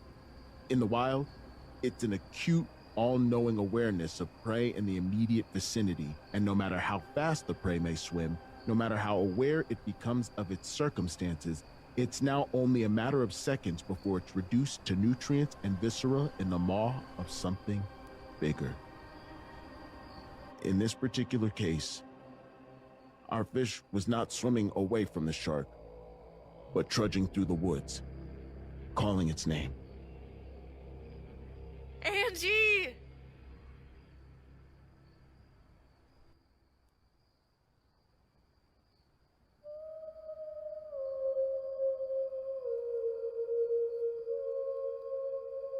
Angie?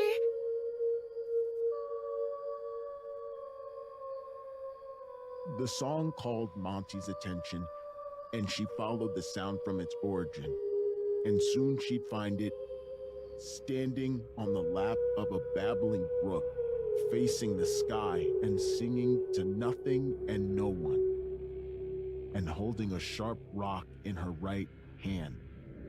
Angie only vaguely resembled the woman Monty loved. She stood, staring into the black abyss of the sky, completely naked and her hair damp and matted to her skin. Her eyes were pale. Monty tried to say something, but the fear clutched her by the throat and kept the words inside.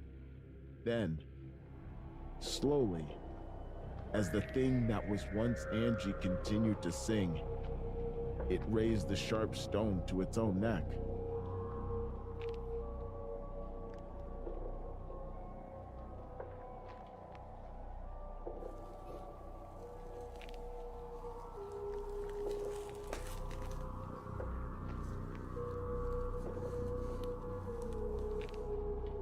The stone broke the frail, moistened skin on the sides of Angie's neck.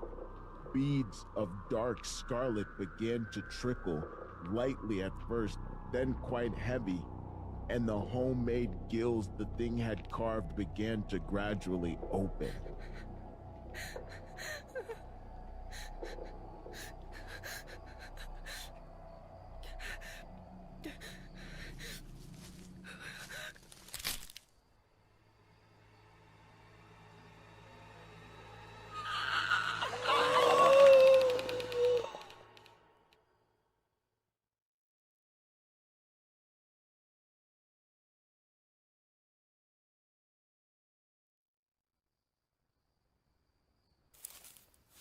Why did you decide to do this now?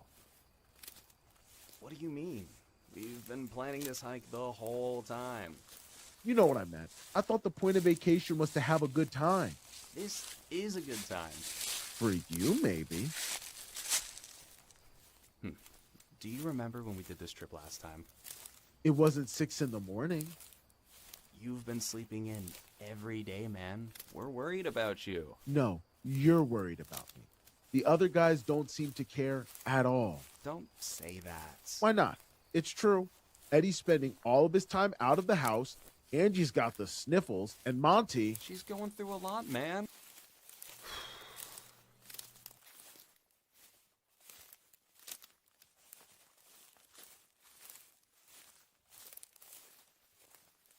You know something? I really don't like this place. No? No. Last time we were here, I told you I hated it here. It smells bad, the weather sucks, the people in town are weird as hell. I guess I thought you changed your mind by the end. You said you ended up having a good time after all. I did have a good time, but it wasn't the place. That's why I called Leon to pick me up. I'm sorry about what happened, man. I know you... No, you don't. I'm sorry. It's just, that's what everyone says. I know what you're going through. Sometimes it's, he's in a better place. Maybe it's all a part of God's plan. And every one of them says, tell me if you want to talk. I know they mean well, but truth is, Leon was the guy I talked to when this kind of thing happened. He was there for me. He was something stable I could lean on when I lost my balance, and now he's just gone, and I'm left all by myself.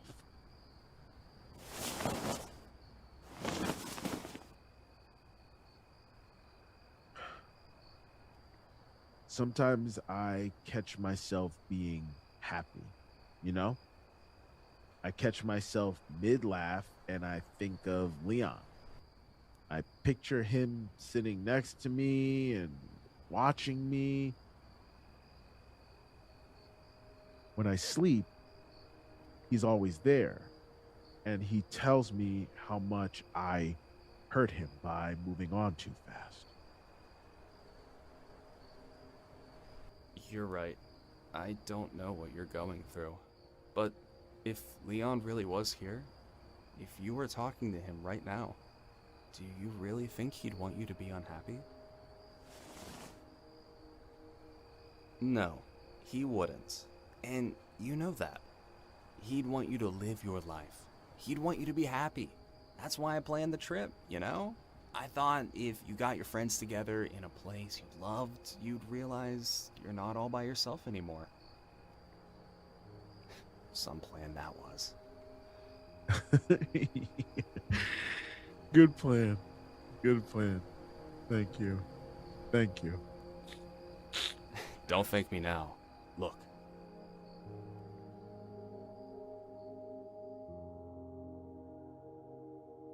Dawn arrived very slowly that morning. The sky changed colors like it couldn't make up its mind.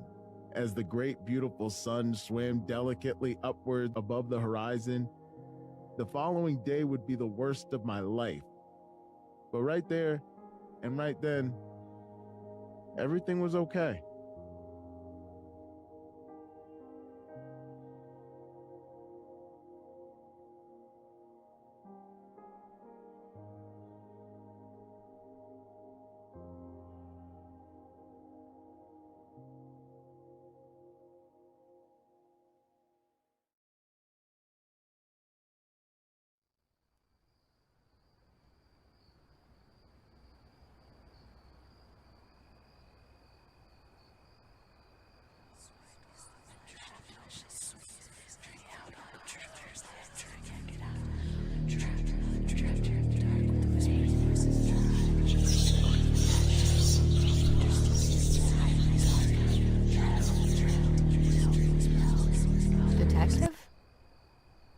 Detective?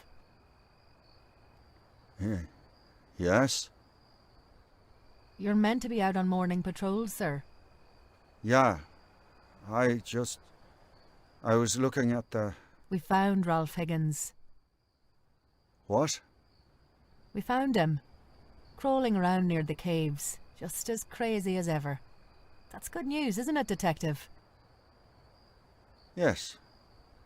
Good news. But there's been some disturbing discoveries near the caves as well.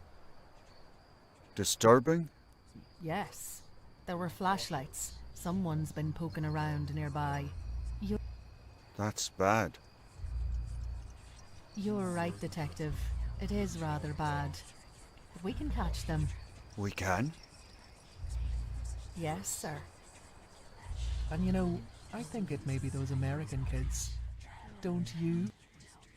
Yes, I do. You can find them, Daniel. You're a detective after all. Yes. I can.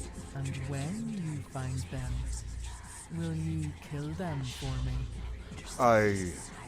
Daniel, you're feeling thirsty, aren't you? Yes. Thirsty. Why don't you have some water? Here, drink it. Help! Help! Anyone! I'm hurt and I'm Usually, if you're running from a violent attacker, anyone you come across who isn't said attacker is a relief to see. As Monty found in that instant, the feeling is somewhat muted when the man in question is on his hands and knees, drinking from the edge of a lake. I recognize you. We ran into you earlier this week, didn't we? You're a cop. What's your name? Daniel. Daniel, I need help. I don't know what's going on, but there's something wrong with my friend and I. Don't worry, lass. Come with me. We'll get you patched up. Thank you.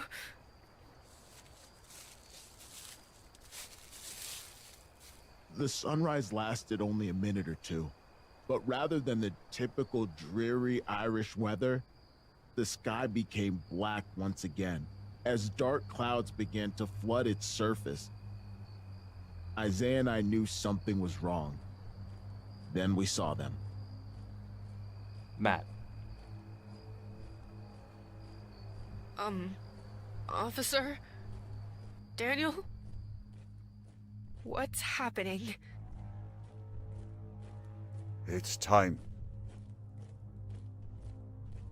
The townspeople, they were walking, no, marching in perfect unison with each other. I remember thinking of insects, the way ants seem to flow or glide instead of crawl when you lifted a rock they were hiding under. There were so many of them. Daniel? Hello? Matt, look. What? The townspeople down there. They're marching. Jesus, they look like zombies. Where are they going? The lake. They're going to the lake. Come on, we gotta go. He took my hand and began to run back the way we came. It was then that I noticed just how weak I felt. I tried walking, but my legs felt lighter with each step. Matt, what's going on? Talk to me, man. I don't feel so good. Look at me. Don't look at them. Look at me. You're gonna be fine. One foot in front of the other. Okay. We made our way down. My head felt like it weighed 100 pounds. My eyelids felt heavier. Every step felt slow, forced like I was walking deep underwater. Come on, we're nearly at the house. People. I pointed. There was an old woman coming out of the library, shuffling in unison with the rest. I looked into her eyes and I saw that awful teal glow. I knew she couldn't be trusted. None of them could. She looks confused. We should ask if she needs help. No. Keep moving. What? Why? Just trust me. It's just a feeling I've got.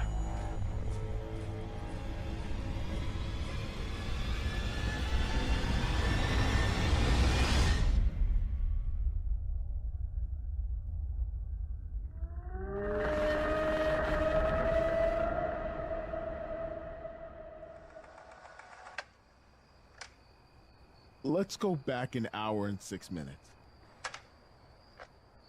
Riley lay in the bed reserved for her in desperate need of outward interference. She wanted to talk to her father, to put hurtful old memories to rest, but instead, she was alone for the longest time. After Dan had left for work, she pulled herself together and took one of her strolls around town. Usually when she felt this way, alone, confused, and unsure of the future, she would walk through the woods. She found the atmosphere conducive to calm, rational thought. But, of course, that was before. Now the woods didn't feel safe. And as she took a seat at an outdoor dining area of the nearby diner, she began to feel the same way about the town surrounding her. Morning, love. What can I get for you? Water? No, I'm fine, thank you.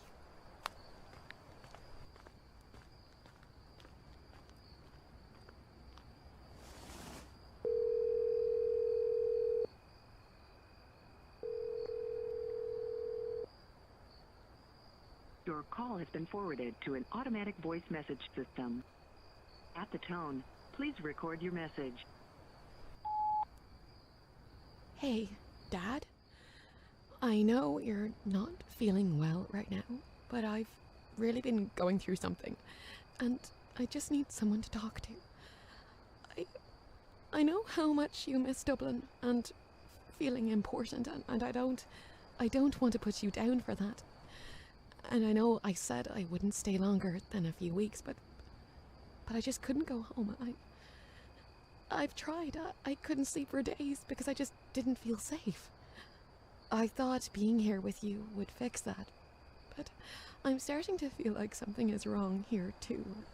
And I'm scared because what if that never changes? What if I'm going to be afraid forever? I met a boy, Dad, and he's nice and funny, and he cares, and he makes me feel safe. And I'm going to ask to come back to America with him.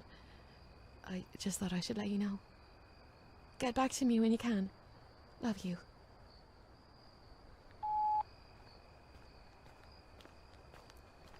Here's your water, love. I didn't order anything. Complimentary, miss. Oh, well, alright then. Thanks. Is this just tap or... Miss? Hello? Are you alright? The waitress was motionless, staring in the cardinal direction of the lake, her eyes glazed over with a strange teal hue. Does this happen a lot? Do I need to call some... It was only then that Riley noticed what you and I already know at this point. Everyone in the town, save for the select few of us, had begun to walk, slowly at first, but soon with a quick and efficient pace, towards the lake. Riley left for the cabin, trying her best to keep out of sight of the mob, which brings us back to...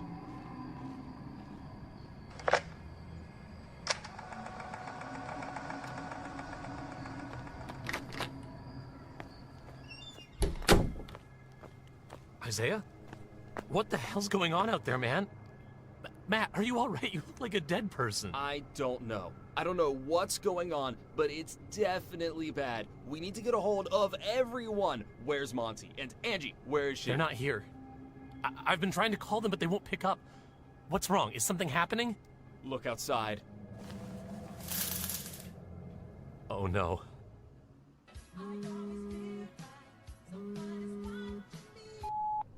Riley? Hey, are you alright? Eddie, something's wrong with these people. They're all acting weird. Do you think this is something to do with... I was thinking the same thing. Get over here, please, as soon as you can. Some of our friends are missing, and I can't risk losing you.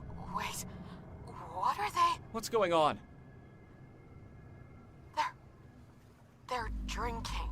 We peeked through the blinds of the top-story window. It was dark, tough to make out shapes, but the longer I looked, I began to see what was happening. The people, they had all gathered around the lake. I recognized some. The librarian, the waitress at the diner, the entire police precinct. First, they stripped themselves of their clothes. Then, They were on their knees, each one of them bending down to drink the cloudy, muddy water, using only their hands. This isn't real. This isn't happening. Worry about it later. Now, just think. We need to go. We need to get out of this town as fast as we can. We can't leave the girls behind. Oh, you're right. I don't know what to do. That's the Garda Síochána. Open up. I don't know what that is. It's the police, Ed. We know you're in there. Open the door now and we won't have any problems. Why would the police be after us? Because we saw too much. Let me in now. Whatever you do, do not open the door. Is everything okay over there? Riley, listen. You need to get somewhere safe.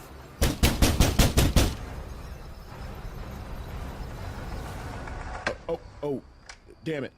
Sorry about that. It happens every now and then. Old machine. Come on. There we go. Now, where was I? Knocking at the door. Become people. Oh, that's right. A knock at the door. What's going on over there? This can't be happening. Riley, are you near the cabin? I can see it from here. We need to think of a plan. Let me in. Open the door. Riley, get to O'Connor's Diner. We'll meet you there. Please be careful. Come on. We can escape through the back door. The people by the lake will see us. Those aren't people.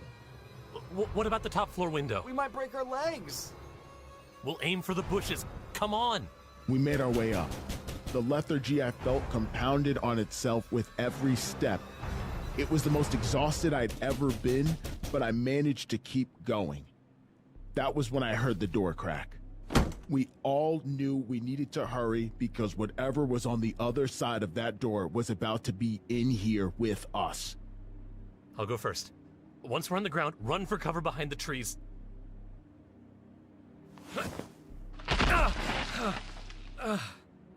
You all right? I'm fine. Jump now! Here I go. Matt, now, jump down!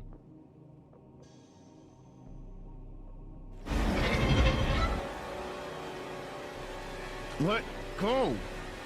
Not so fast, Matthew. The thing held me by the ankle. Its claws dug into my skin. I looked at its face. It wasn't quite human. It looked like an insulting caricature of a person. It had eyes and a mouth, but its skin was thin and pale and wrapped too tightly around its lumpy, misshapen form. It had cuts in the sides of its neck that looked like gills, only they were streaming blood down its neck. Its eyes were like a shark's, black and soulless and untrustworthy. My ankle began to feel hot and wet as the blood slowly left me. With all my power, I wrenched myself away from it, dislocating my arm and sending myself crashing to the ground. Matt! Are you okay? My leg. Come on. We have to go. They helped me to my feet, and we marched off into the woods.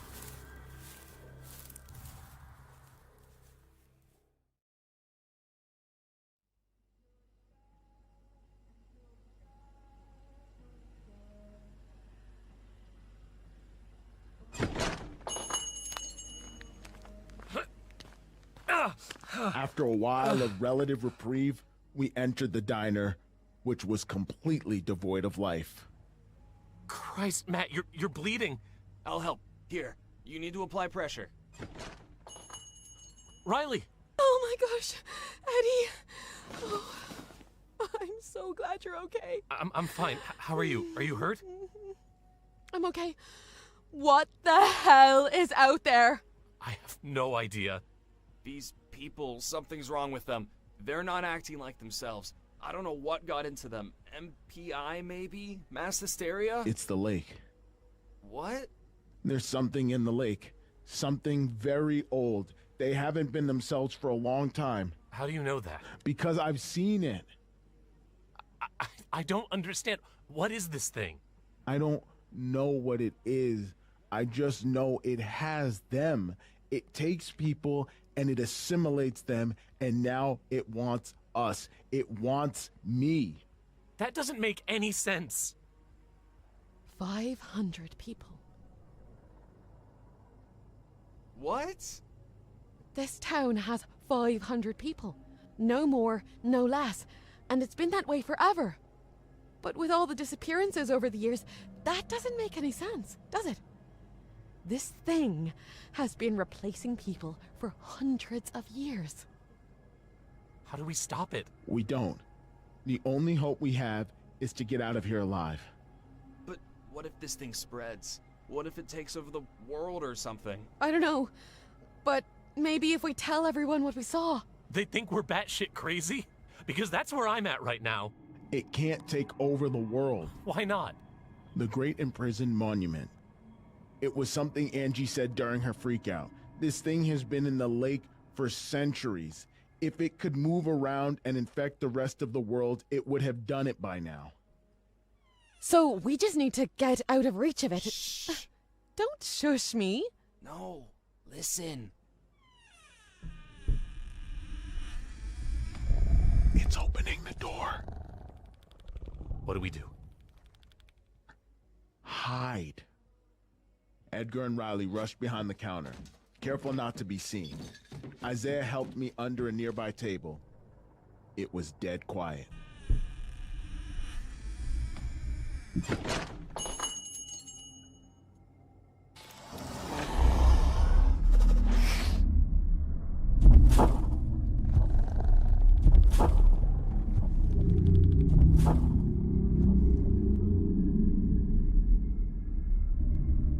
The exhaustion was too much now to ignore.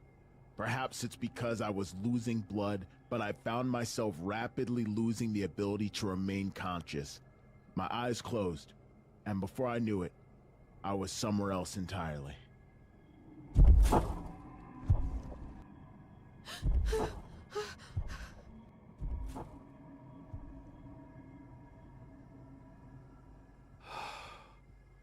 Is it gone? I think so. Thank God. Hey, dummy. Yeah? If we make it out of here, I just wanted to ask you. Oh no! Oh Jesus Christ! What's wrong? He's out. Matt's unconscious. Is he? No, thankfully, his pulse is fine, but it's still not good. Do you want to be the one to carry him around? That sounds awfully strenuous. I say we just hunker down here for a bit. It's safe enough. Just lock all the doors and we'll be just fine.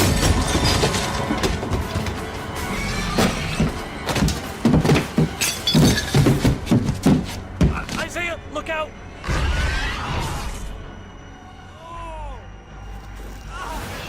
Let go of him! Go!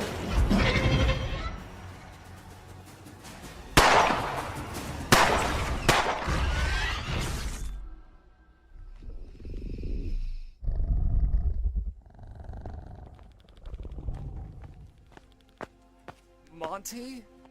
You okay? Yeah, I think so. Gonna be a hell of a headache, though. Monty, you're okay. I'm alive. I'm not sure if I'm ever gonna be okay again. Where's Angie? Not sure. But she's one of them now. Oh, Monty, Just... Let's focus on staying alive right now. Where's Matt? He's over here. We've tried waking him up, but he's unresponsive. Where'd you get a gun? From this cop. He was helping me stitch up, then he got all weird and started walking zombie-like toward the lake.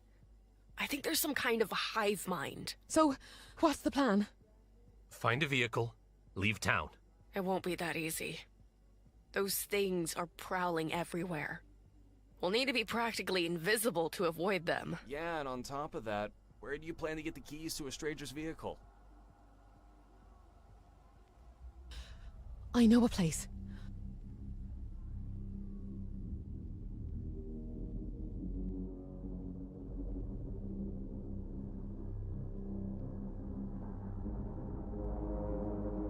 When my eyes opened, I was back beneath the sea. No, the lake, surrounded by the void. I was alone. Hello? Where am I?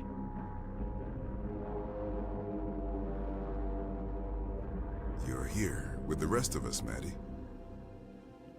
Leon? But that can't be. You're... Yeah, I know, but I'm in a better place now. I'm finally happy. A better place? Better than at home with me? With Mom? Didn't we make you happy? Of course you did, but it... But what? But it didn't mean anything. What? How could you say that? Matt, please, listen to me. Of course I was content with you, but you have to understand, that was only a tiny, tiny speck in the grand plan. You're not making any sense. I'm making more sense than you could ever imagine, Maddie. I've seen infinity. I've seen the births and deaths of planets, entire star systems. How could I possibly want to go back to my human life after that? So what? You feel like we're all just animals now? Is that it? Our lives mean nothing to you? I finally feel like my existence is worth something. And you can join me here. But... Look around, man. What did you have that really mattered? Drowning in debt, slaving away for a dead-end college career. Every morning you wake up alone, and every night you go to sleep alone. What kind of life is that? In the grand scheme of the universe, man, it's utterly meaningless. Your existence is meaningless, but it doesn't have to be. He reached out his hand to me.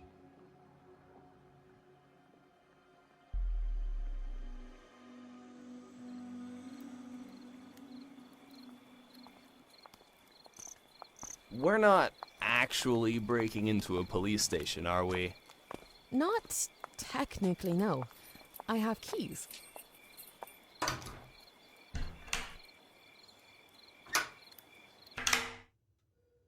Can anyone help carry Matt? He's heavy. Isaiah? Do I look like I lift? Do I? I'll do it. Don't squad cars belong to the officers? Why would there be car keys here? There are extras. The keys are in lockup, but if I could get into that room, we're all good. The hell was that? One of them is in here with us. Get Matt to a car. I'll get the keys and we'll be out of here. All right, come on. I'm staying with you. I can be on guard while you get the keys. And take this. You might need it. Oh. I've never actually used a gun before. Point it at the thing you want to kill, then pull the trigger. Come on, let's go.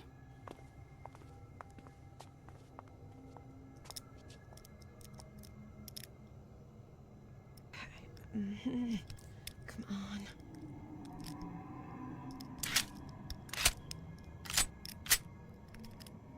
I wouldn't really fiddle with that.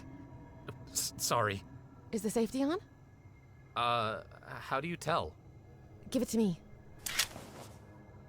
It's this switch. Here, see? Safety is off now, so don't go pointing it at anyone.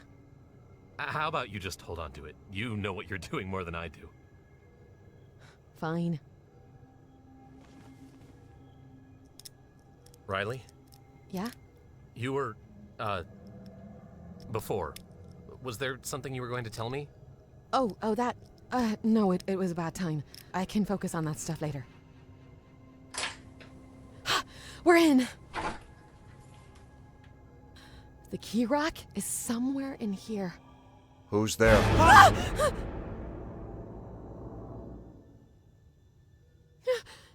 Dad? Riley, he doesn't look too good. Dad, what are you doing here? I'm at work. He's completely lost it. We're just trying to find the keys to the car. Then we'll be out of your hair. You're with those American kids, aren't you? What? You lot have been getting into trouble. I'm afraid I need to take you to the sergeant. Dad, you need to listen to me. The sergeant is one of those things. Dad, let go! Get off her, man! My eye! I said let go!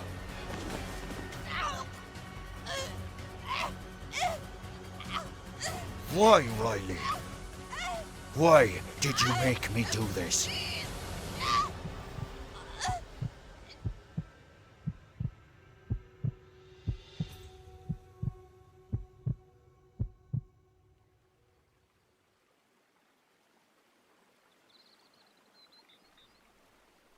You know, I'm right here if you need my help. All you have to do is ask. I got it, Dad. Let me give it a try. All right. Fire away. Oh, and the battle still stands. Yeah. And I suppose you were a perfect shot your first time. Oh, Lord, no. But I had a teacher. Fine. Show me how to do it. Please. Of course, hon. First, aim. Okay. Good. Bring your left arm down like this. You're using it for stability, not leverage. Okay. Like this? Perfect. Keep the target in your sight. Don't keep your arm too stiff, or the kickback is going to hurt your elbow like a son of a bitch. All right. Now, just take a deep breath, steady yourself, and fire away.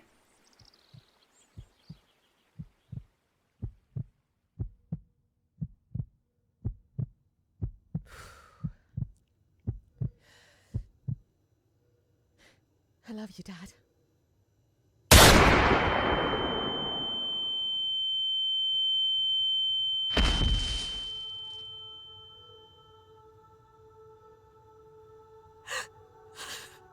Oh, God. Hey. Don't look at him. It's okay. I'm so sorry. Oh, Ed.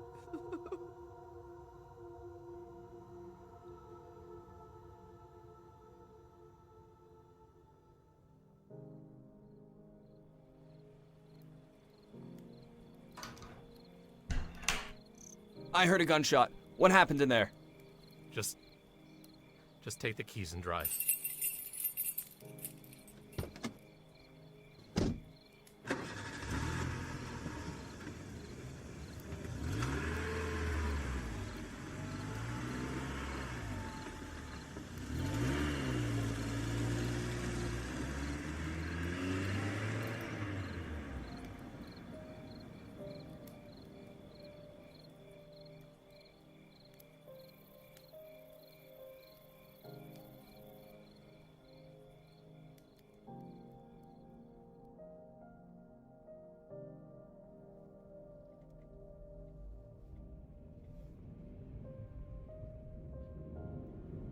Riley, You don't have to say anything. I know. If you need to talk, I'm right here. Yeah. He liked lamb stew, and he had no idea how to cook. But he really liked the way my mum made it. And she left him because he was too focused on work. And he learned his lesson. He really tried to be there for me as much as he could. That thing I shot, that wasn't my dad. He was gone long before And I don't know if that makes it better or worse, but I don't think I really processed it yet.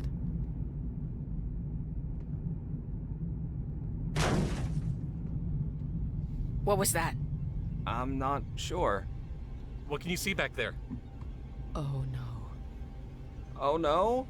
What's oh no? Look.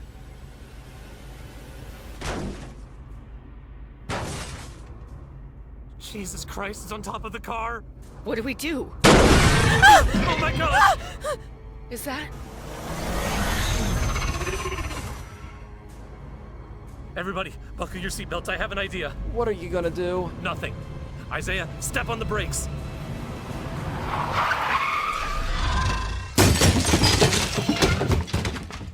Now go! Hurry! Did that work? Did we lose them? They're still running after us. Damn it! Just keep driving. I have a plan. Monty, what the hell are you doing? Close the door! There was a birthmark on its hand, Ed. That thing is Angie.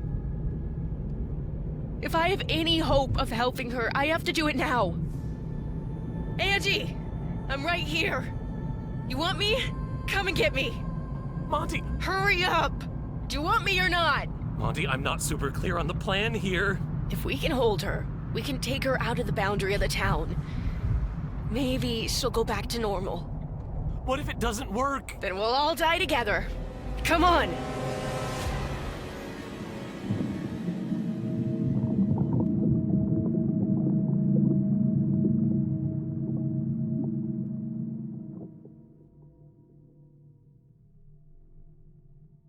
Matt, please, take my hand.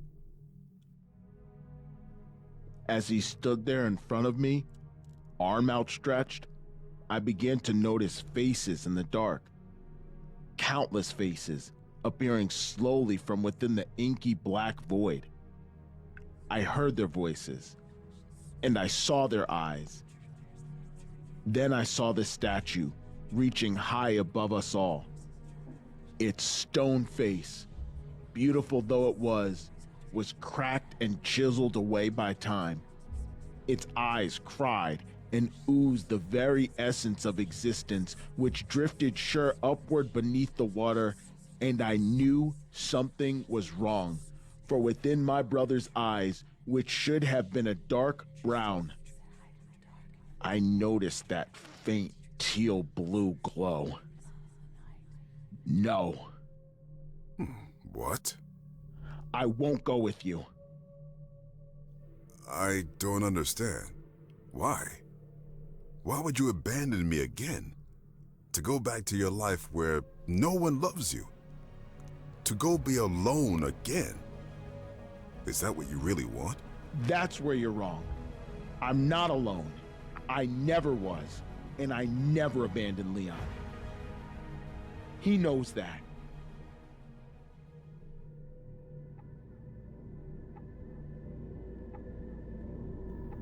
Fine. The thing that called itself my brother stood before me. I saw through its lies now, and it knew it. If you won't join me willingly, so be it. But for your insolence, you'll have the punishment of being the last. Seeing those you love be taken one by one. Angela is already mine. How long until Isaiah is too, or Edgar? How long until you have no one left to mourn? You've taken enough. Bring it on, you son of a bitch. The thing ceased to resemble Leon, melting into an abomination and vanishing forever. The faces cried out, and the stone woman emitted a deep and impossible roar.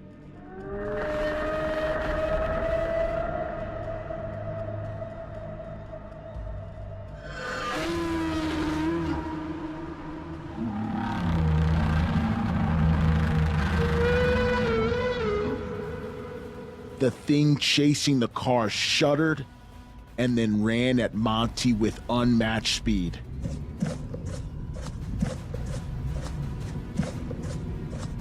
Look out! Monty ducked back into the car seat as the creature lunged, catching the car door and not letting go. I opened my eyes. What? Oh, what's going on? Long story. Angie, I don't know if you can hear me right now, but for the love of God, hold on! The thing tried and failed again and again to lash at Monty. In its black animal eyes, I couldn't help but see some semblance of humanity. Maybe Monty was right. There's the town border. We're almost there. Angie, look at me. It's going to be okay. Crossing in 3. Quick, grab the door. 2. Come on, come on. Now, go! Monty, Edgar, and I all grabbed the creature and pulled the car door closed.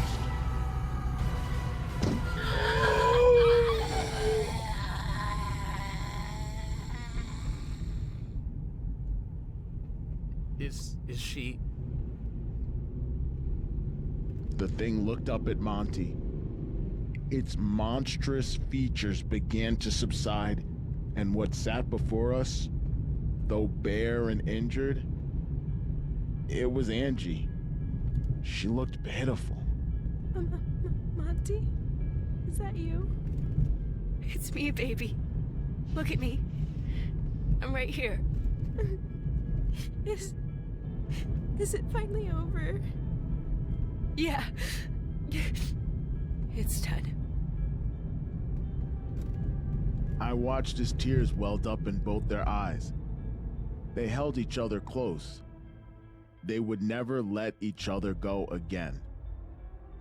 I looked at Riley, desperately clinging to Ed like he was her last anchor to reality. I looked at Isaiah. I still don't know for sure, but I think he had seen it in my eyes, what I had been through. We all knew this nightmare was finally over.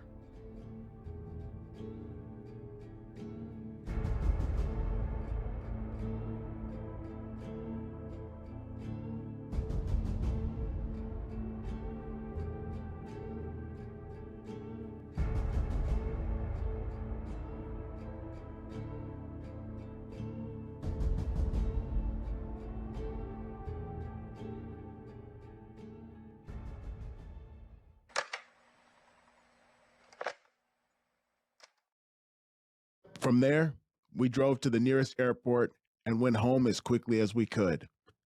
That was 3 years and 4 months ago now. We all still keep in touch for the most part. It took a lot, and I mean a lot of therapy. But it looks like Angie is finally starting to move past what happened. She says she'll never fully forget. We all hope she's wrong.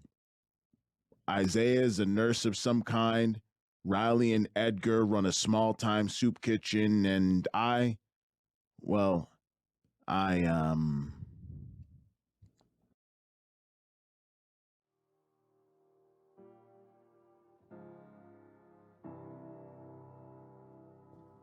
been researching, doing what I can to learn.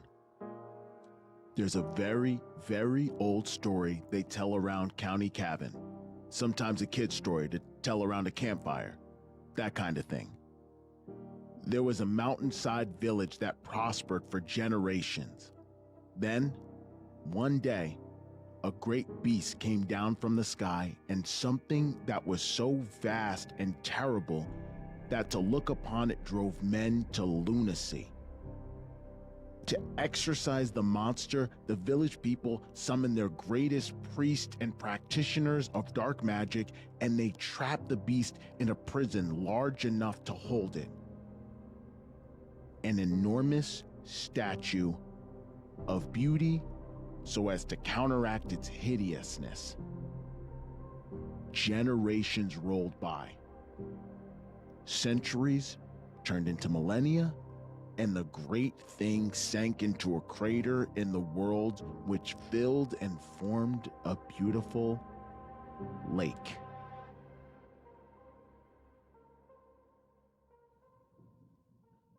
Last week, a transport freighter was shipped out to the lake, but it never got out on the water because there was no water at all. The lake was empty, and every tree, building, and resident of the town of Lizelle had completely vanished. All that was left was an enormous, empty hole in the earth like a massive crater, and the blasted heath that went on for miles around it. And of course, in the center of the lake, an enormous stone statue of a woman, completely hollow and missing its head.